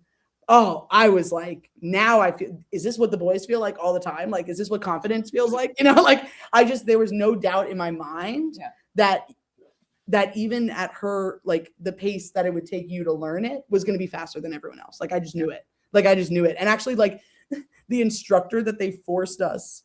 I was gonna say, how did they feel about all this? Oh man, we was too that poor respectful. chick. Oh. If we do this again and we in a situation like that, we're gonna be like, I'm so sorry, you should go get a coffee. Like, let us just do this, please. Yeah. Because it was like we was trying to be nice and let her say the thing. It's like, baby, don't listen to that. That's not helpful. Let's do this. Like, I just was like, stop talking. So we were like in a great flow, and then she would like feel like she needed to contribute more, and then she'd start saying something to it and be like, we're good. well, because in talking about preparation, you know, like we realized like something, you know, something that's going to be really helpful on the race is like learning how to learn from each other. Yeah. Like, you know, I think some couples on the race or partner, any type of teammates on the race get upset when one of the team members has more knowledge and they try to help the other teammate figure out how to do it. Somehow like egos are too, involved or whatever. But a lot of our preparation was like, we wanted to know what it felt like to be a beginner at a lot of things. And we wanted to know what it felt like for us to teach each other something that we then had to complete. And so like, we knew how to talk to each other, how to pace the task. Like we just knew how to learn and teach from each other. And so, well, and also like, this is the person I trust most on planet Earth. And like, I'm going to do a thing that she's an expert at. Like, why would I not be thrilled to take the back seat in that? And like, number one, let my partner like celebrate feeling comfortable in something after everything we've just done. Yeah. And like, number two, like have an expert who knows how to communicate with me. Like, I was so thrilled in every aspect of that. You know, I think like we got some snarky comments about like, oh, well, Izzy's having, you know, too much fun telling Paige what to do. I was like, what are you talking about? Like she's literally like the best at this on planet Earth. You like, cannot win. I know. You when you get mad, they're mad at you when you are excited. It's like, I know, it's wild, right? Like, America Ferrera said it best in Barbie. Yes. Yeah, but I just like, I think if anyone is watching that and having the instinct of like, oh, it must be so annoying for your partner to feel like an authority on this, it's like, you need to reassess how you have relationships. Because like, I was so happy to see like the light on in Izzy's eyes and to see her like feeling like an authority, you know, after we had just been through like how many fucking tasks back to back of like, we're dying, you know, it's like, I loved it. I had the best time. It was fun. The producers at the end were like, they were whispered to me like, we wanted you to make it to this leg so bad, you know. We wanted to see you play the flute. They actually pulled us aside and said, to be clear, we set the challenges separate from casting, and your casting had nothing to do with this challenge. Like they told us that like right after the leg, and we were like, oh, it was fine. And then they said, but we were really hoping you would choose this one. We did want to see what would happen. And Elise, the creator, was there watching us do that detour. We had we had the big wigs, you know, out to watch us do it, which felt pretty good. You can, you know, they don't like you to know this, but you could tell what's happening with what producer is with you, you know? We were pretty happy to put on a show. Well, we need to go up on high next to the Acropolis, and we need to get into the U-turn vote. Now, before we get into specifics, there has been so much talk between Tucker and Eric and Phil about how long this thing went on for. Can you go into a bit more detail as to like what we missed out on? Was it just the same beats being hit again and again and again? Well, I do want to say like you did miss me pausing all of production and asking if we could have a couple minutes to campaign if they were really going to do a Big Brother season. I was like, can we go talk? Like, we're voting? Let's talk. Like, yeah. Izzy started it, and then the cast was like begging, like, give us 10 minutes. Yeah, let us coordinate. Let us coordinate. And like, they were like, everyone freeze, and they all went and talked about it. And then they came back, and Phil was like, we can't do that. No. So, I think it was more, I mean, it was like everyone right off the bat, you know, teams separated, and we had a certain allotted time amongst ourselves to like figure out who we're going to vote for, whatever. Very easy decision. And then when we went back, it was like the initial filming of the very first reveal of the votes. Everyone had very long speeches to give, you know, so that was very Big Brother. And like, so that took a long time, but of course they need different angles. We're making TV. And so like, that reveal and that thing we did maybe like 3 or 4 times. And and you know, everyone's not giving the same speech, but they do need you to say something, and so everyone's still saying something. So that took a long time.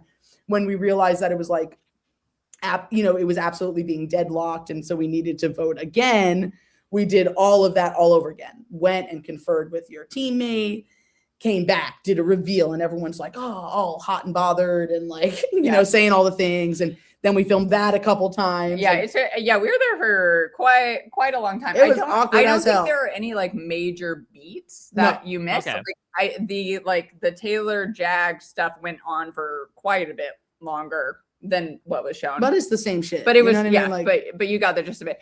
You did miss at one point. So we had Jag and Jazz on our right and Taylor and Kylan on our left. And they were like arguing over us. And we were at one point, it was like spiraling so much into oblivion that we like locked eyes with the camera and just like started making out. Yeah. And we just like thought it was kind of funny. You know, like we got one producer to break. We got one producer. Yeah, one person was like, you know, like, and like, of course that was obviously not going to make the show, but we had imagine. Oh my God. That'd be like the perfect meme of like people heated in front and then just like whatever's going on in the back. Yeah. It was like literally over us. So I think that's the only thing you missed. It was just more of the same. Yeah. All right. Well, of course, we've got to hit your involvement in all of this, which, as you said, easy vote for Jag and Jess, returning the favor and then some. But you probably did not expect yet another U-turn vote to be thrown your way, especially after, as you mentioned, the speech that Taylor gave. So I'd love to hear sort of your reaction in the moment. And did you feel compelled to have a reaction to her in that moment as well? So first of all, like we didn't expect to go without votes. Yeah. So like the concept of getting a vote was not at all off the table for us. Yeah, but you didn't get one from Jazz and Jag. Yeah. Well, Well, I think from what I heard in that plane, I don't know if they'd want to do that again. Yeah, no, I think we scared the shit out of them. Yeah. No. And we had a couple more talks since then, and they, you know, had like acknowledged and like we had come to a respectful place at that point. And like I really do think that our U-turn vote for them, like as much we would have loved to like get a great shot back, but it was just the obvious vote, you know, like come on. And at this point we didn't know Nat and Steph had won in Kutnahora 3. So we legitimately believed that only 2 teams had 1 leg so far on this race. And they did. I mean, like Jag and Jazz's plan didn't work because no one knew that they let Nat and Steph. Oh, that's interesting. Yeah. Nat and Steph are also good at these games. Yeah. So they just didn't tell anyone they won, you know? So, so we all like understood that only 2 teams had 1 leg so far on this race. So like we were going to vote for those 2 teams. So like, you know, and we've talked to Jag and Jazz about this. Of like, we didn't really even get a lick back at you guys. Like we were just doing like the obvious thing. I mean, in some ways we were under the impression that it was going to be basically unanimous the way we were voting. Like we thought we were voting with the house. Can you believe? Wouldn't it be a Big Brother 25 cast if we didn't talk about some sort of unanimous vote? Right. I hate you. But yeah, so like we weren't all that like shocked even, or were like, you know, we hadn't been working with Taylor, you know, they'd been keeping their distance from us, which like we respected, you know, so like, you know, we weren't that worried about fundamentally seeing our faces, you know, don't say the speech. Like that was what it was for me. Especially when for me, like, I just felt like everything we were doing in the race was with our actions to uplift the other women in the race. Yeah. I don't care if no one else wants to do that. That's how we were running. Like, and I think it bugged me. It bugged me that she used that in that moment. Yeah. Well, while also knowing very well that she U-turned us. Yeah. Right. So that to me is like, I don't, it's like nobody owes anybody anything. But if in one moment you can have no problem with U-turning us, and then a moment later tell another team that it was like anti-woman to U-turn you, it's like, oh, why do the same rules of womanhood like not apply to us? And she, well, you know, and it just like in that moment, like we felt very unseen, you know, and that was heartbreaking. But we still weren't inherently mad about the vote. That's fine, you know. But if you can understand how like hard it is as yourself to be a woman in this game and think that you deserve a certain sort of special treatment for that, and then you look over at two people dealing with that and don't see why they would deserve that same treatment, you know, it's like, damn. Yeah. And, you know, Damn. and I think, you know, I think words matter, you know, and I'll say it. I don't care. I'm going to say it. I'll never get it out ringing in my ears, her saying it is so hard to be a woman at the top of this game, as if our struggle from the back to be standing in the same place she was less valuable. Yeah. So, you know, as someone that like struggles in these games and in the world to be taken seriously and to be seen, oh man, it's like really devastating. You know, that feels devastating, especially from someone so powerful. I'll say it, you know, especially from someone so powerful. Yeah. Was there an opportunity for you and Taylor to clear the air after the season was over, or after that U-turn vote happened, considering your feelings towards it? We talked off mic right at the finish line. And we haven't talked since. Okay. Well then, when this deadlock vote happens, I want to get your perspective on it, because you're out of the fray at this point. You know what's happening. But again, whether or not you were making out again, there was a lot going on around you. I mean, did you think that things would be organized in a way to have it deadlock? Were you surprised by the results of having half the casket U-turned? What team standing there, I mean, I guess other than three, don't want three teams U-turned at that point? Well, no, that's not what you believed before. That's not what you believed before. I wanted three teams U-turned. No, that's not true. No, that is not true. What? You were all in on like send the boys against each other so one of them goes home. But I'm not mad that three teams are U-turned. That doesn't mean that we were going to change our vote. Yeah. No, but like our hope was for just the two guy teams to U-turn. Okay, sure. You understand that. That's like strategically sound. Yeah. I mean, yes. But ultimately we were happy that it was anyone but us. Yeah. I think that's all I'm saying. Yeah. It wasn't going to change our vote to try and be the ones to force that. Yeah. But I was not mad that three teams. Anyway. Yeah. The petty part of me was super happy. I was going to say, considering what just happened, it's like, oh, well, turnabout's fair play. Yes, of course. But of course, always the goal for us on that leg was that either Tucker and Eric or Jag and Jazz went home. Like that was our ultimate, what we wanted. Yeah, that was the goal the whole time. Yeah.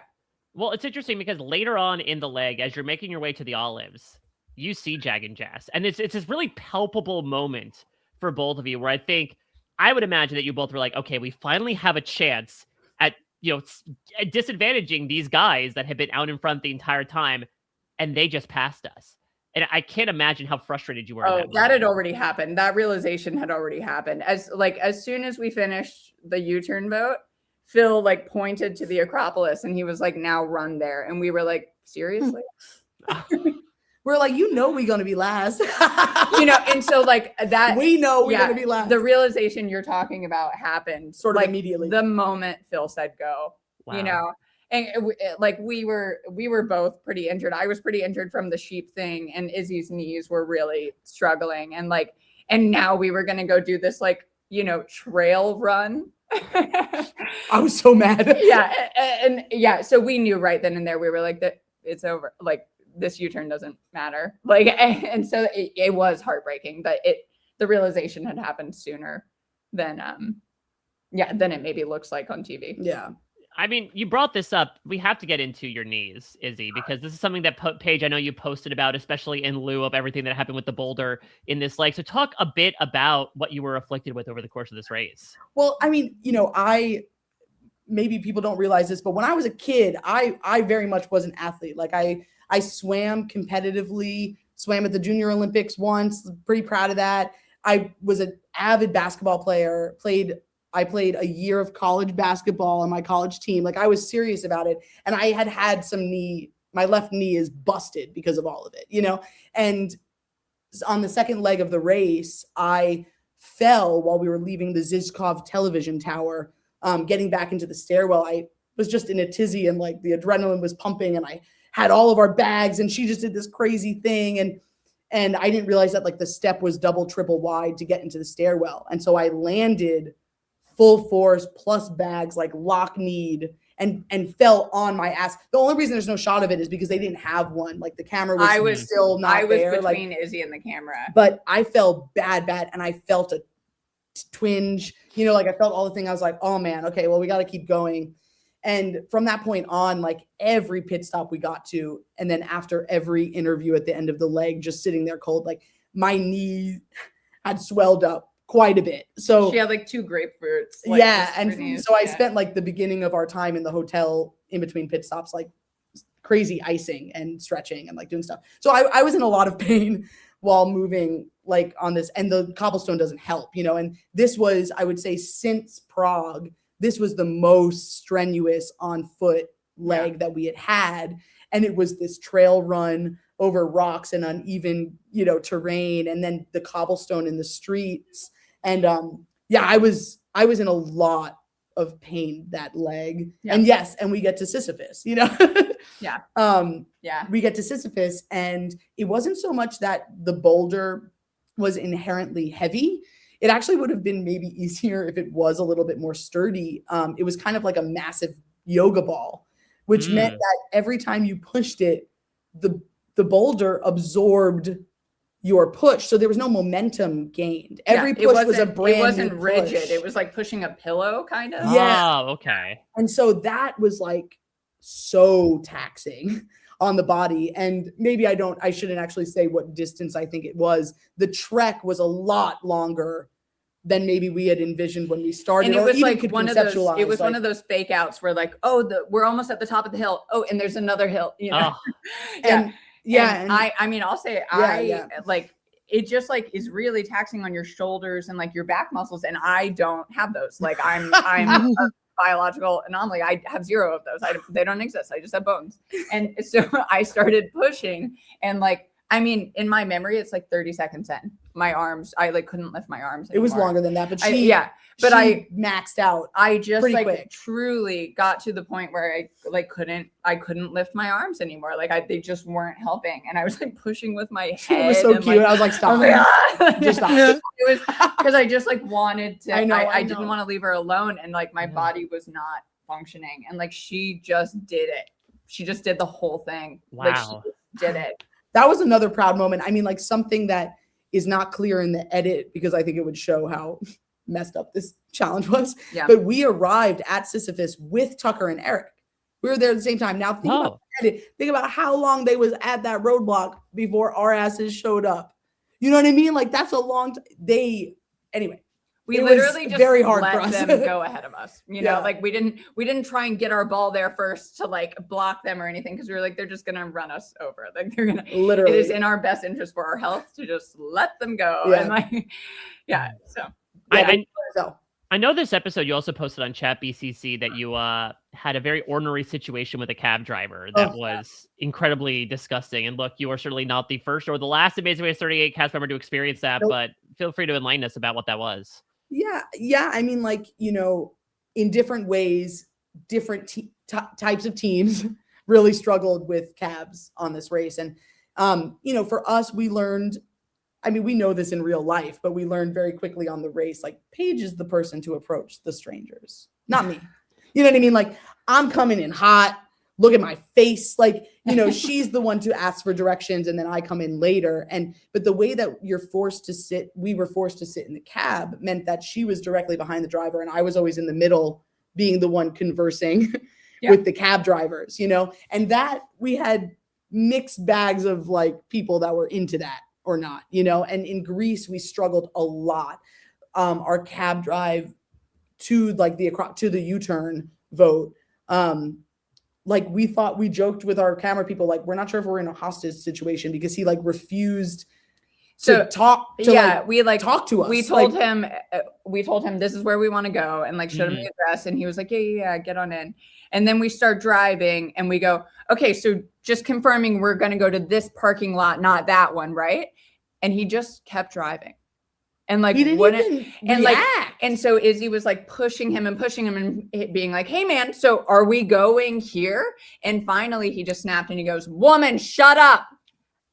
And I was like, and we were like, I was like, I guess we're going to go wherever he's taking us. Yeah. You know, like, yeah. And that's when we said to the camera, we were like, so we're in like a casual hostage situation. And like, and I mean, he ended up taking us to the right place. And that was, you know, to where we did the U-turn vote. So it did, you know, like we're very lucky it didn't have a direct impact on our race, but it certainly had an impact on like our mental state. Yeah. It didn't feel good. You know? Yeah. And the cab driver that then took us to Sisyphus, that then was there and waited for the roadblock, was also fairly like just non-communicative with us and was kind of like upset at our presence. And that was hard. I mean, you know, like something we experienced, like kind of clocked as like a through line is like when like two women show up somewhere in like a tizzy, like any man is gonna be like, especially you, Mike, it's gonna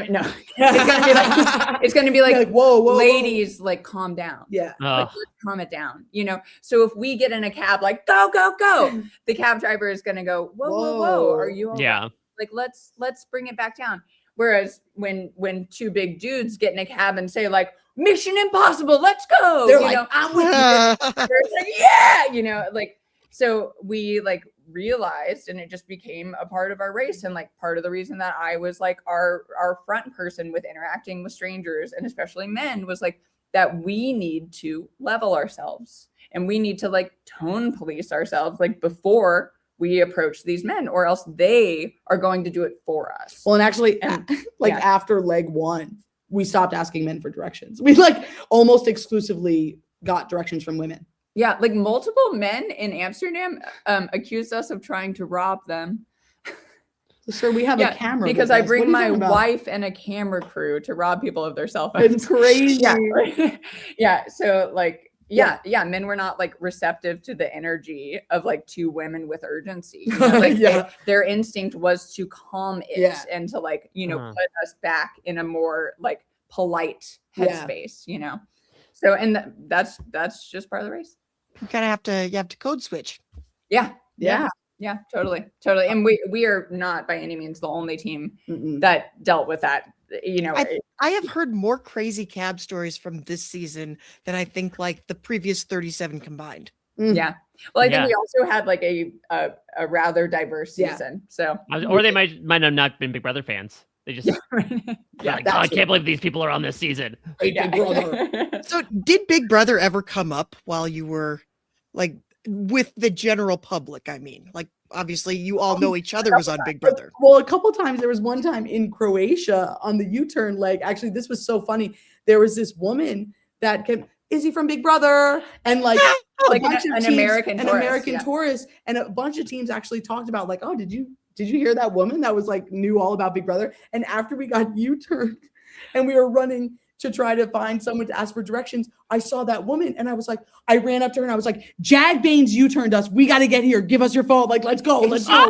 She handed over her phone. She goes, Jag is here? Yeah. And I was like,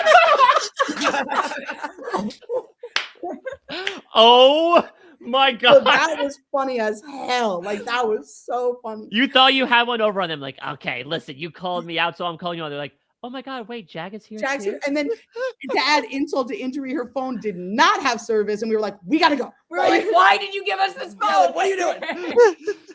Wow.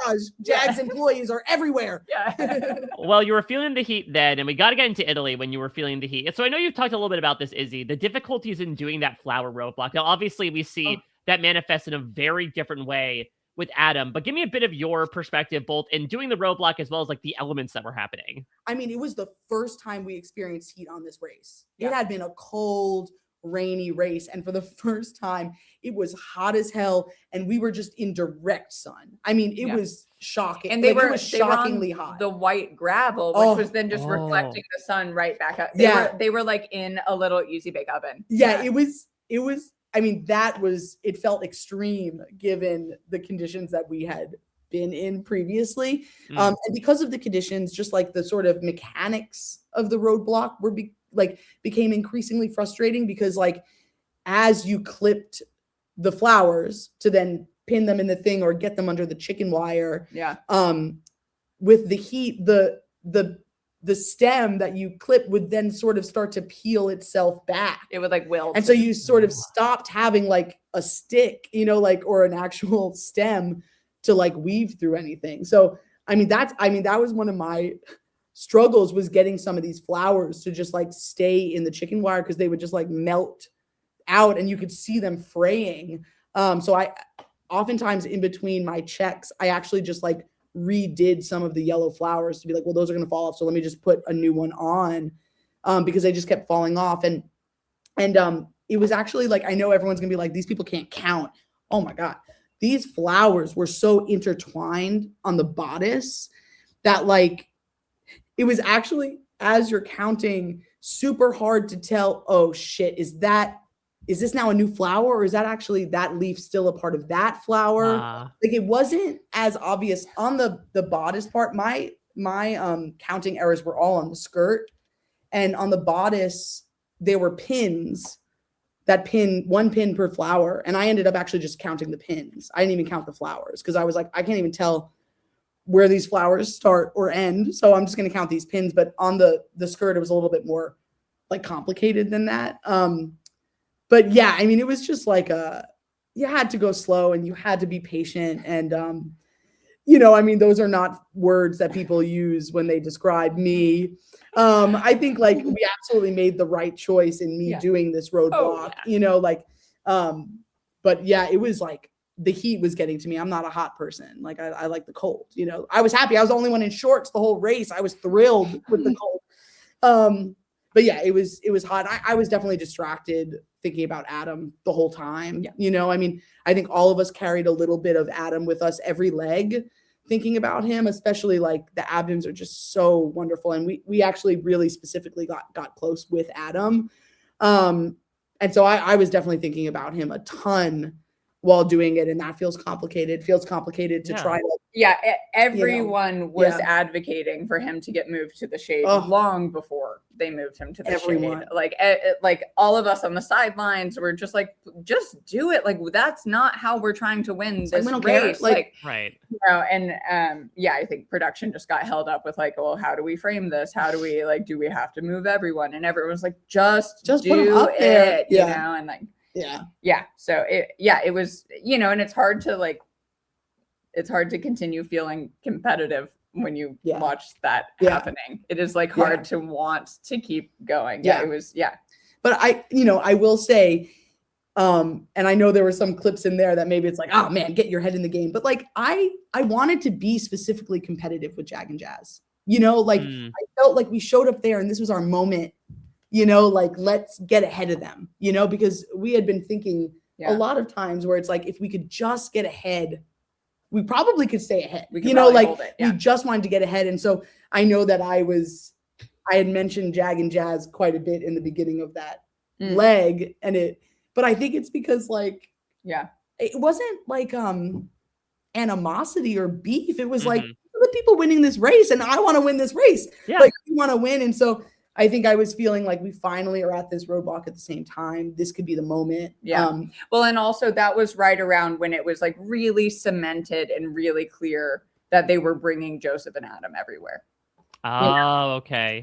So it was like the frustration that it was like kind of this 2 against 1. And like, once again, we love Joseph and Adam and like, we were so happy to compete with them, but like, we felt like we were stuck like behind this like kind of immovable force. And it's like, and we showed up and there was 2 cars there. And we were like, and that's it. And they came together. Yeah, it's like, you know, and annoying. And that was like hard to stomach because we had just done like this pretty complicated navigating. And we did alone, good.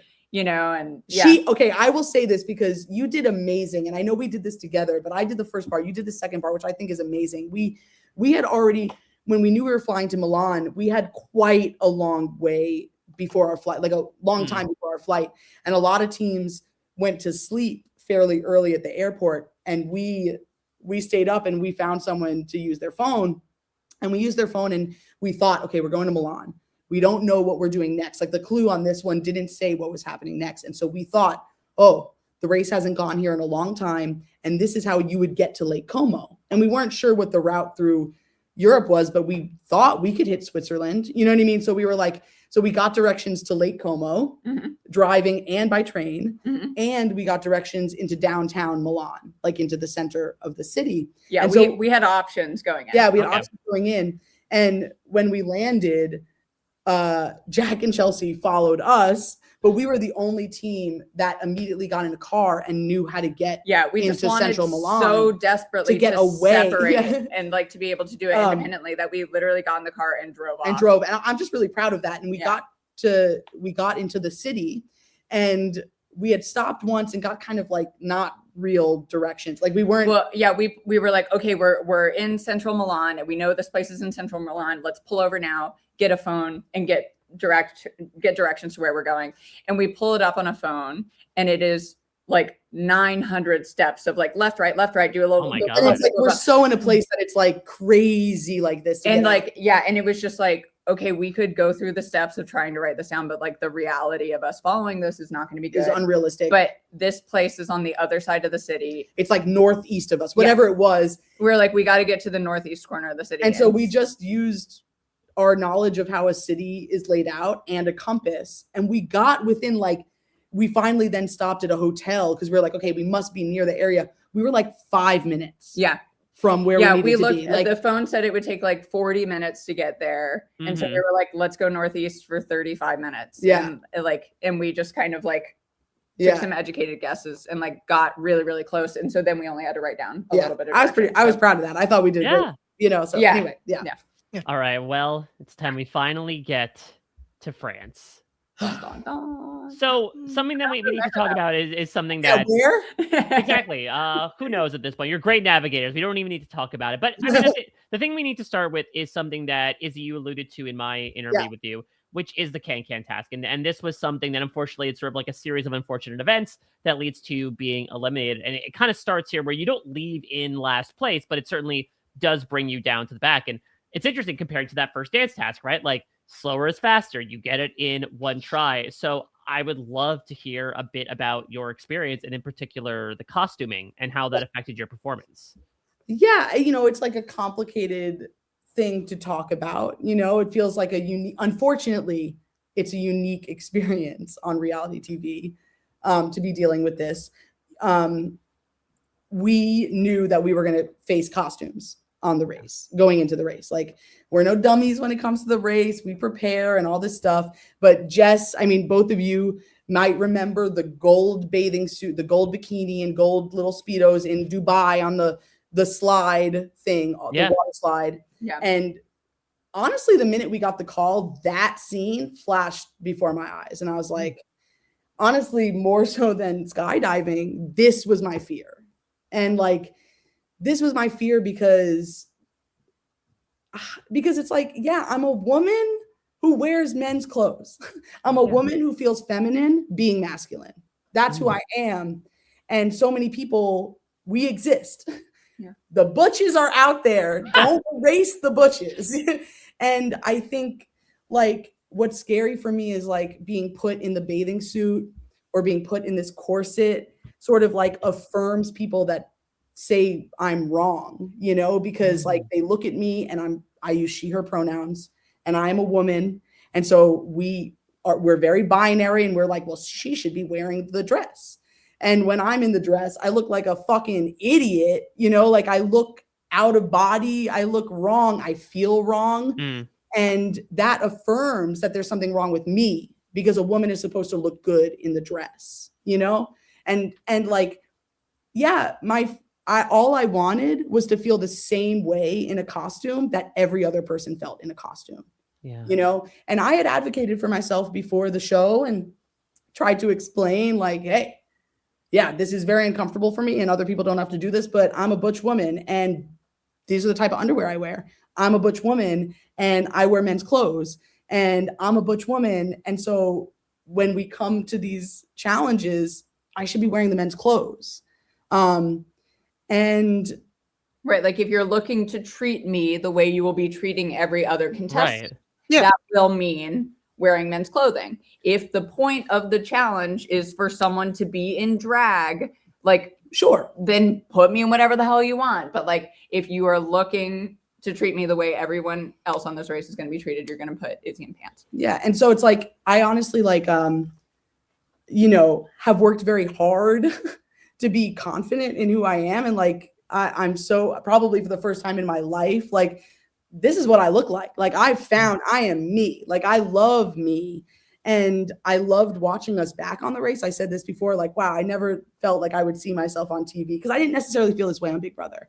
But I feel like I watched myself on the race and I'm like, damn, that's me. I love what it looks like. I think it looks good. I think it looks strong. I think it looks in love. Like I like all these things. And then we get there and like, it was just so dysphoric. It was just so, once again, you're not meant to be here.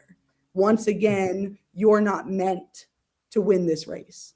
You know, it just felt like, I don't know. It's so that you can't help but let that get in your head.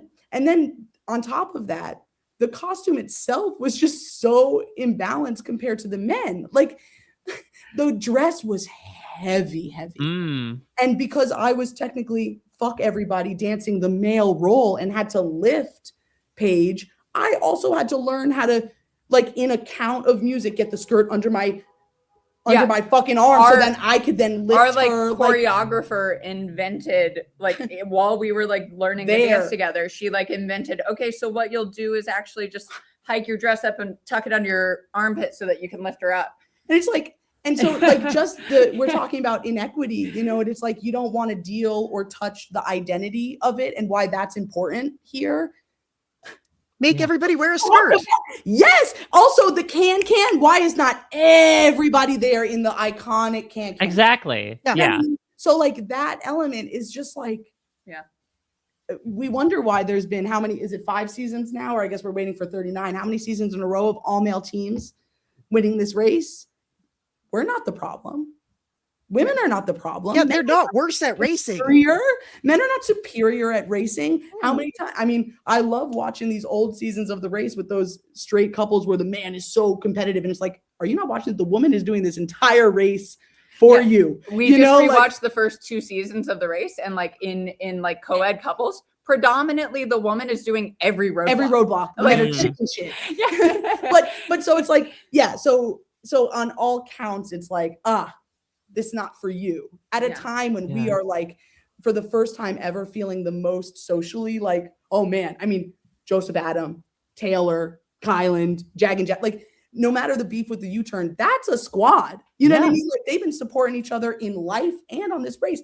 And so there we are. And then we get to this thing and it's like, oh man, it's like, we're trying so hard to stay confident and I don't know, no one seems to care. Right. Like, so that was really hard. I was really proud. I mean, honestly, watching it back, no shade, ain't nobody on time. I think we did a great job with our dance. I think we nailed the dance. Actually, like, I think we nailed the dance. And we actually, part of one of the many, many layers that made it really hard was actually on our second attempt, we nailed the dance. We got it right. We got a note on how you enter the stage before the dance started. Exactly, Mike Bloom. I didn't realize the dance started before the dance. Exactly, Mike Bloom. We didn't know either. Yeah. And that was heartbreaking. The judge kind of like, you know, it was like this, he was smug, you know? And he loved that he didn't give it to us. Yeah. Yeah. And like, we got this kind of like smug, like keep dancing, Dykes. Keep trying. But that's what we heard, you know? And so, you know, going from that high of like, we did it, it's over, to actually we can make you keep doing this was was just kind of the final, like, emotional nail in the coffin. Like, we didn't know it was over. We did not stop fighting. No. But that really kind of cemented the energy we were going to carry with the rest of the leg. We exited the stage after that one, and I literally shouted fuck the loudest I've ever shouted in my entire life. I was like still on stage walking off. I was like, she hit the wing and went, fuck. I was so mad because I was like, and that was like, yeah. And I like, obviously in that moment, I was going to give her whatever she like needed, but I was just like, no, it's going bad now. Okay. Got it. Yeah. I just wanted to get out. I wanted to be done. I wanted to keep doing it. You know, I wanted, yeah. So anyway, that's the deal with the Moulin Rouge. And like, I don't like to blame. Listen, they didn't put any of this in the show, but my entire mat talk with Phil that leg was, this was my fault. This was my fault. I'm going to have to live with this for the rest of my life. This was my fault. Like, this was my fault, you know, because I also had the opportunity. I think I nailed the Braille challenge. Yeah. And actually a camera person did say, Izzy, you did complete it the fastest out of anyone. Yeah. But it's like, but could I have gotten out before Taylor if I hadn't, you know, if I had just caught that one thing? You know, it was only ever one fucking thing. Yeah. Anyway, but I just felt really responsible, you know, and I stand by our decision for me to do the Braille. I was the right person for the Braille. The Braille was like easy for me. It was very much like a flute. It felt like playing the flute, you know, like in the way that it's like dots were laid mechanics. Out. Very similar. Yeah, exactly. I was like, oh man, I genuinely was having a great time doing it, which was equally hard. I'm glad that maybe made it into the show, this juxtaposition of like, wow, this is my favorite one I've done. And also this, my life is over, you know? But I mean, I just need to take a moment to say like how brave what you were talking about was. Like, thank you. Like, I know you said that it felt odd to bring words to like contextualize a lot of stuff that you have been wrestling with for decades, but it explains a lot. And I think you did a really great job of explaining not only why you feel the way you do, but why, again, some elements in this race that were not created to make you feel uncomfortable did. And how that can really futz with your mental at a point where you need it the most. And I do want to speak to your part, Paige, about now even knowing that context, seeing that moment where like you have her by the shoulders and you're like it is supposed to feel like this, you know, like that just really affirms to me again why like you two are so perfect for each other, is because I think you really saw her in that moment and you knew how to be supportive of her and you knew how to be there for her in a time where you just had to put your head down in an incredibly uncomfortable and unfair situation and just do the damn thing because there's no other way to do it. Oh, Mike, thank you. Yeah, thank you, Mike. Thank you. Thank you. Damn. Yeah. Thank you. Yeah, I mean, I thank you for saying that. I've actually gone back and forth. Like, we haven't really talked about this, but I've gone back and forth about that clip of me saying it's supposed to feel like this because it's not. Because it's not, you know. And when I saw that on the episode, I was like, why did I say that? Like, actually, like we knew that what was happening was not fair or equitable at all, and it's not supposed to feel like that, you know. And I think I was talking about like the overwhelmed sensation of everything. That's exactly it. Yeah. But yeah, it like no, it was a good thing to say. I wasn't upset about that. Yeah. You know, no, it's not. It's supposed to feel like this, as in everything, you know, everything is working out the way it should. It's supposed to feel like this, as in it's okay to feel like this. Yeah. Yeah. Yeah. It's damn. It's normal to feel like this and logical. And of course you feel like this right now. Yeah. That's what it meant. And I think we all got that. Thank you. Well, so, I mean, I sobbed watching the entire episode 11 in the comfort of our own home, but also like so happy because we had just gotten married. Yes, so let's talk about this, because this is a great strategy. This is such a good strategy, because you talk about like owning your queens, okay? You talk about owning your worst moment, and you did. So talk a bit about how, of course, very happy belated nuptials, but talk about how you found that particular day. I mean, like the weekend before, you know, the getting called for the race and preparing for the race had already mucked up our getting married plans. We had planned on this year being the sort of planning. We weren't going to do a wedding, but we were going to actually like pick a date and like do it, you know? Yeah. And we hadn't done that. And it was like, you know, we were nervous for the season to end. And at that point, when we decided to get married, we also knew that that episode was going to end on a cliffhanger because they had like scheduled our time for exit press the week after. And we're like, okay, we understand what's happening here. Yeah. And it was like that previous weekend, and Paige just like looked up at me one day and was like, I'm so tired of waiting. And I looked at her and I was like, I'm really nervous for Wednesday. What if we get married on Wednesday? And we just like went online and literally Googled for the first time, how do we get a marriage license? And easier for her than a driver's license. Yeah. It's been a big year for us in government offices. Yeah, truly. And then we got violently. They should get a punch card at City Hall, right? Say that again. You get a punch card at City Hall, like, you know. Yeah, right. So funny. Your 11th bureaucracy is free. We actually ended up doing like our own amazing race of government offices. We did. We planned the wedding so late that like there weren't appointments available to just like go and do this. And so we managed to nab an appointment to get a license in Kew Gardens, Queens, at the government office there. So City clerks, baby. Yeah. So on Tuesday, we like took the train all the way out to Kew Gardens. And we had the appointment for 1:00, and we were able to book an appointment to get married the following day at 3 p.m. in the Bronx. The catch is there has to be 24 hours between acquiring your license and actually getting married. Mm-hmm. So we show up for our 1 p.m. appointment and they give us a number and we go and sit down and we're like, oh no. If this takes more than 2 hours, we're fucked. We're fine.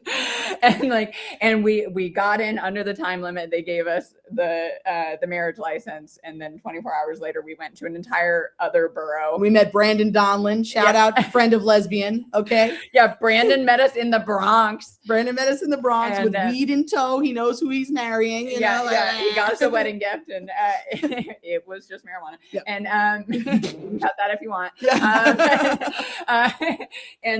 He was our one witness. So like we got married in this like tiny little room with like absolutely nothing on the walls. Weird. And there was like a flag and then just like one little like podium desk that still had like a COVID screen. Like a screen, like a shield. And so Shirley, shout out to Shirley, was our officiant. And then Brandon was like in the corner with a cell phone recording the whole thing. And like, yeah, and that's how we got married in the Bronx on Wednesday morning. Yeah. Or Wednesday afternoon. Yeah. Wow. Well, you're going to have like something else in every other borough. Yeah. We've only got a few more boroughs to hit. I don't know what you're going to do in Staten Island because there's nothing there. I was just saying, maybe Tommy Bronco's in Staten Island. I'm going to go visit Tommy. We'll go visit Tommy. Yeah. So when it came down to your elimination, do you know how far behind you were from Joseph and Adam? Not far. They were ushered off the mat. And you know when that happens, you minutes. They said they saw us. I think that drone shot in the episode of them, I think around that time they saw us there. Yeah. So it wasn't like a foot race. Like some people have tried to say, oh my God, so it was a foot race. No. We got out of the cab and I think they were about on the mat or already at the mat. And like, it was just the 2 minutes to, run up the stairs and across and, so they had gotten to the location probably 10 minutes or something. Yeah. 15, 20 minutes before us, but then they didn't know where Phil was. So, so they were like running around and they like left the monument where Phil was and ran across the street to the Eiffel Tower. And all that time we were coming, but they made it to the mat probably about when we were getting out of the cab. So, they saw us running up and Joseph told us that they were ushered off the mat for our arrival. So what was this decompression process like? Because not only are you coming down from the fact that like you get eliminated, let alone being, left out of the final leg, but then assumingly like the next day you're like, all right, fly back and not fly back anywhere. Fly back to New York City where the final leg is taking place. I can't even. With everybody else. We called it. We got to the mat and we're like, y'all going to New York, aren't you? In the final cab, when we were like pretty sure it was over, but we were still trying to keep up hope, I turned to Izzy and I said, well, we're going to New York either way. Yeah. Like if we're still in this race, we're going to New York. If we're not still in this race, we're going to New York. So but it was heartbreaking to land in New York and not be able to go to our apartment and literally pass our apartment on the way to Yankee Stadium and like all this stuff, and it was just like I hate it. They kept us sequestered, so they like flew us to New York and put us in the New Yorker and bought us McDonald's. Oh God! I was like, I want 2 Big Macs. I want a McFlurry. I want a hash brown. Somehow get that. But it's that McDonald's too, like that McDonald's in particular. Yes, yeah, you know which one that is. Yeah. Oh yeah, oh yeah. Oh no, we just want. I was like, please, can I just go home and change? Oh, we were clothes? mad, Yeah, you know. Yeah, so that was hard. But. Yeah. So then what was the process like for you? Just like, again, sort of, digesting it all, just realizing that it had all come to an end and that it would be ending, very soon afterwards. Luckily, it was not a lot of time to think it over, but still time to think it over nonetheless. Yeah. Well, we filmed the finale and it was a lot of layers of I feel lucky that at the same time we were processing the disappointment, I felt like we were also processing the pride of what we had just done. We came into this race with pretty high hopes but low expectations. Yes. And we really surprised ourselves and we hadn't had a lot of time to think about that. And I will say, so the night before we filmed finale, this felt very cathartic for me, or just very I don't know, affirming. I guess I keep saying that word, but they let all of the eliminated teams kiki in the conference room in the hotel where we were at. Yeah, so they flew everyone back into New York and they all met us where we were imprisoned in the New Yorker. And but then they were like, hey, we got snacks and you all can hang out for a little bit. And they gave us a conference room to just all talk and catch up. Yeah, and it ended up being a little bit of each team in order, going up to the front of the class and regaling us with the tale of their elimination and the funny stuff. And of course, Enzo and Jack had us in stitches. They're so funny. And but part of that mingling also was honestly, every team, even Jack and Enzo, shout out to Jack and Enzo, came up to us individually and we were like, we wanted you to win.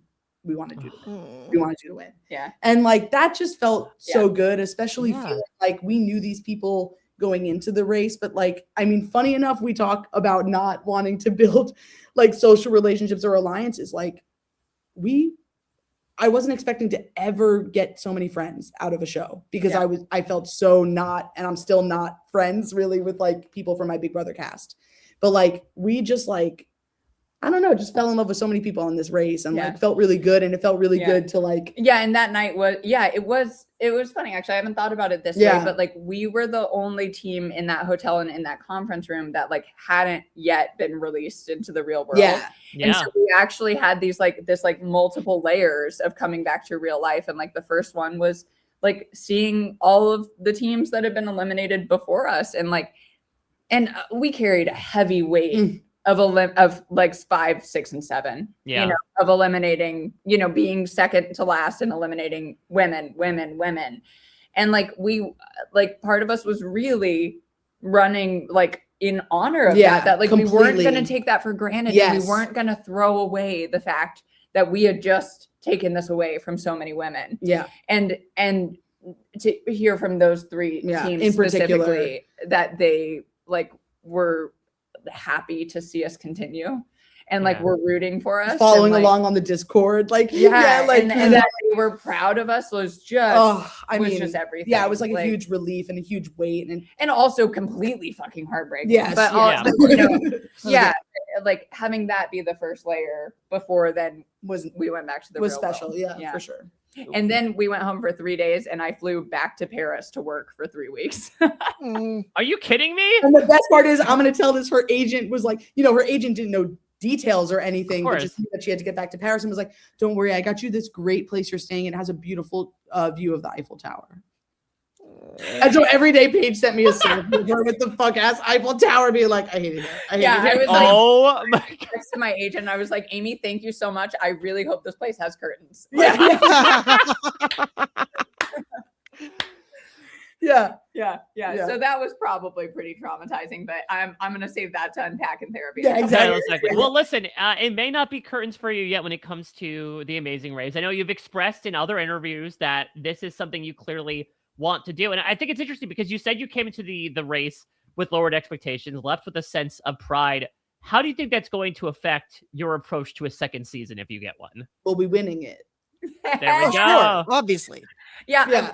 Something that we did on season 38 was we really embodied this idea of you just don't have to come last, and we worked so hard to keep a level head that rarely did we ever really compete, we were working so hard to just not ever make a mistake and stay right in the middle because we only had to win one leg. Yeah.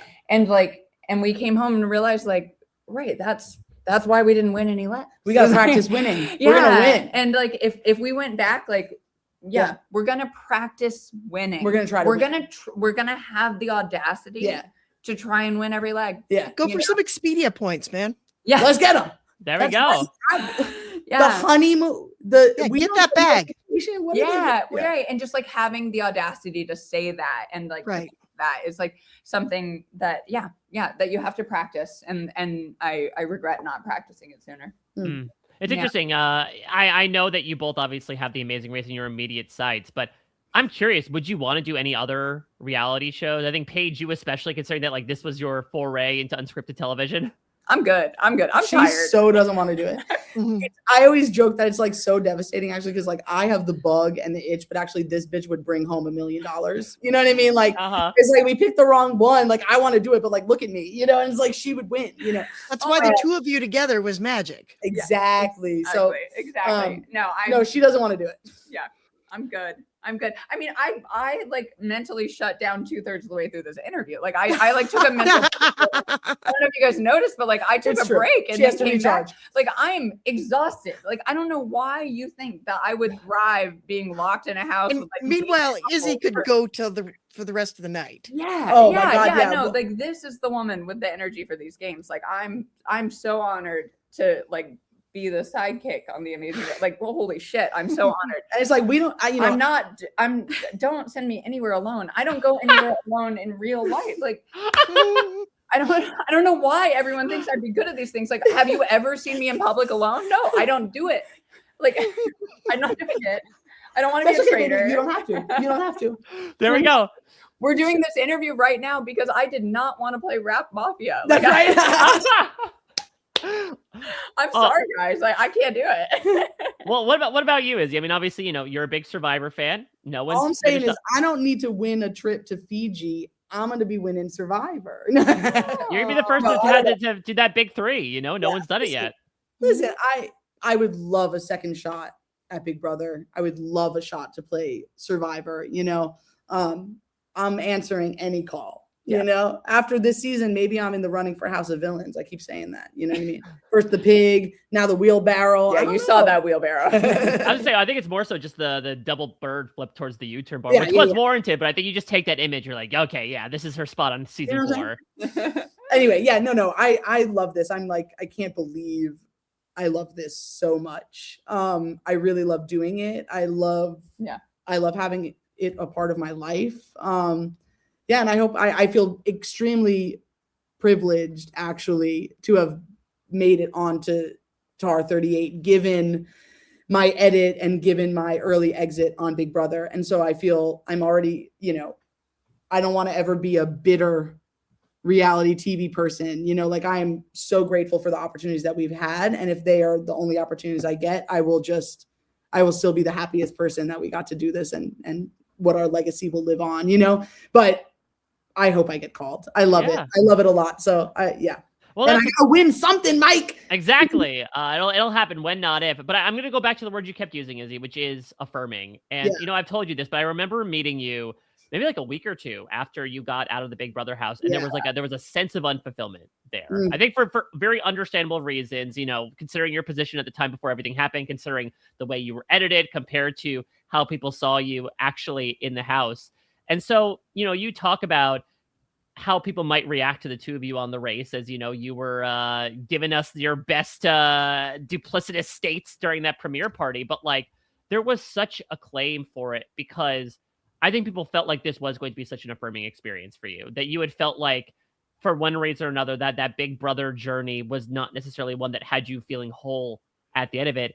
And it turns out to feel whole, all you needed was your other half. I know what I said. Oh my. And so I like it just brings me so much joy to have like the two of you talk so lovingly, not only today, but in your confessionals, even after your elimination, about like how much of a great experience this was, because you do deserve it.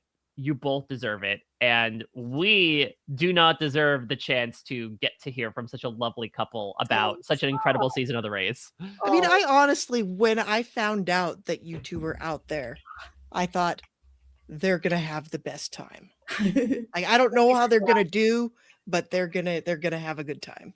Oh, thank you. We really did. We really did. We really did. We are so sick in the head. Yeah. We had the best time. Well, are there any other things, any other corners of the rug we haven't looked under yet, or are we ready to? I don't think we've yelled about Jag and Jasmine. That's what this is the plain mood, right, Paige? You kept a very calm and steady voice. You let them freak out, wait for the FaceTime to drop. Exactly. We'll let y'all know how that turns out. Jizzy stands rise. No, stop saying that. No, cancel. No. Don't. All right. Well, the merch is already being happening, and it didn't work. Sorry, Yes. people. No, it's over. Well, before it's over, anything the two of you want to plug out there, social media or other projects that you might be doing? Go see Titanic. Get pre-sale tickets on Broadway. Yes, thank you. We out here hustling. I mean, listen, I'm repping Blueski. Blueski out here. Follow me at Flute Dyke. Okay. I don't know. That's all I got. And I know you did an appearance on The Exclusive with Sharon Tharp. You talked about the gay amazing race. So if you want to hear some stories that were not mentioned on this particular podcast, feel free to check that out. Jess, to tease a little bit for the listeners out there, this will not be the only deep dive we'll be getting post Amazing Race. So I'm excited to hear some perspectives, especially given what we talked about today, to hear some other perspectives behind the course of this incredible season. But I think you've set the tone really nicely. Oh my God. The bar is the bar's up high. in the ceiling. Yes. I need to get on that special bike in the Netherlands to reach how high that bar is. Well, of course, let us know your thoughts in the comments, people, who you want to hear from as well in a postseason interview. We'll be back soon with another one to find out a little bit more about everything that went down in the Amazing Race 38. Izzy, Paige, thank you, truly, from the bottom of my heart. Thank you for being as open and as honest and as loving as we got to see over the course of 12 plus weeks, as we've been getting to experience over the past couple of years and will get to experience. It clearly has been an incredibly happy time for you both, and you have the rings to show for it at the end of the day. Listen, we got him. She's locked in. Okay. All right. Well, thank you all again so much for listening. We'll be back in just a little bit with another Amazing Race postseason interview. But until then, everybody, take care. Bye-bye. This is RHAP. We know reality TV.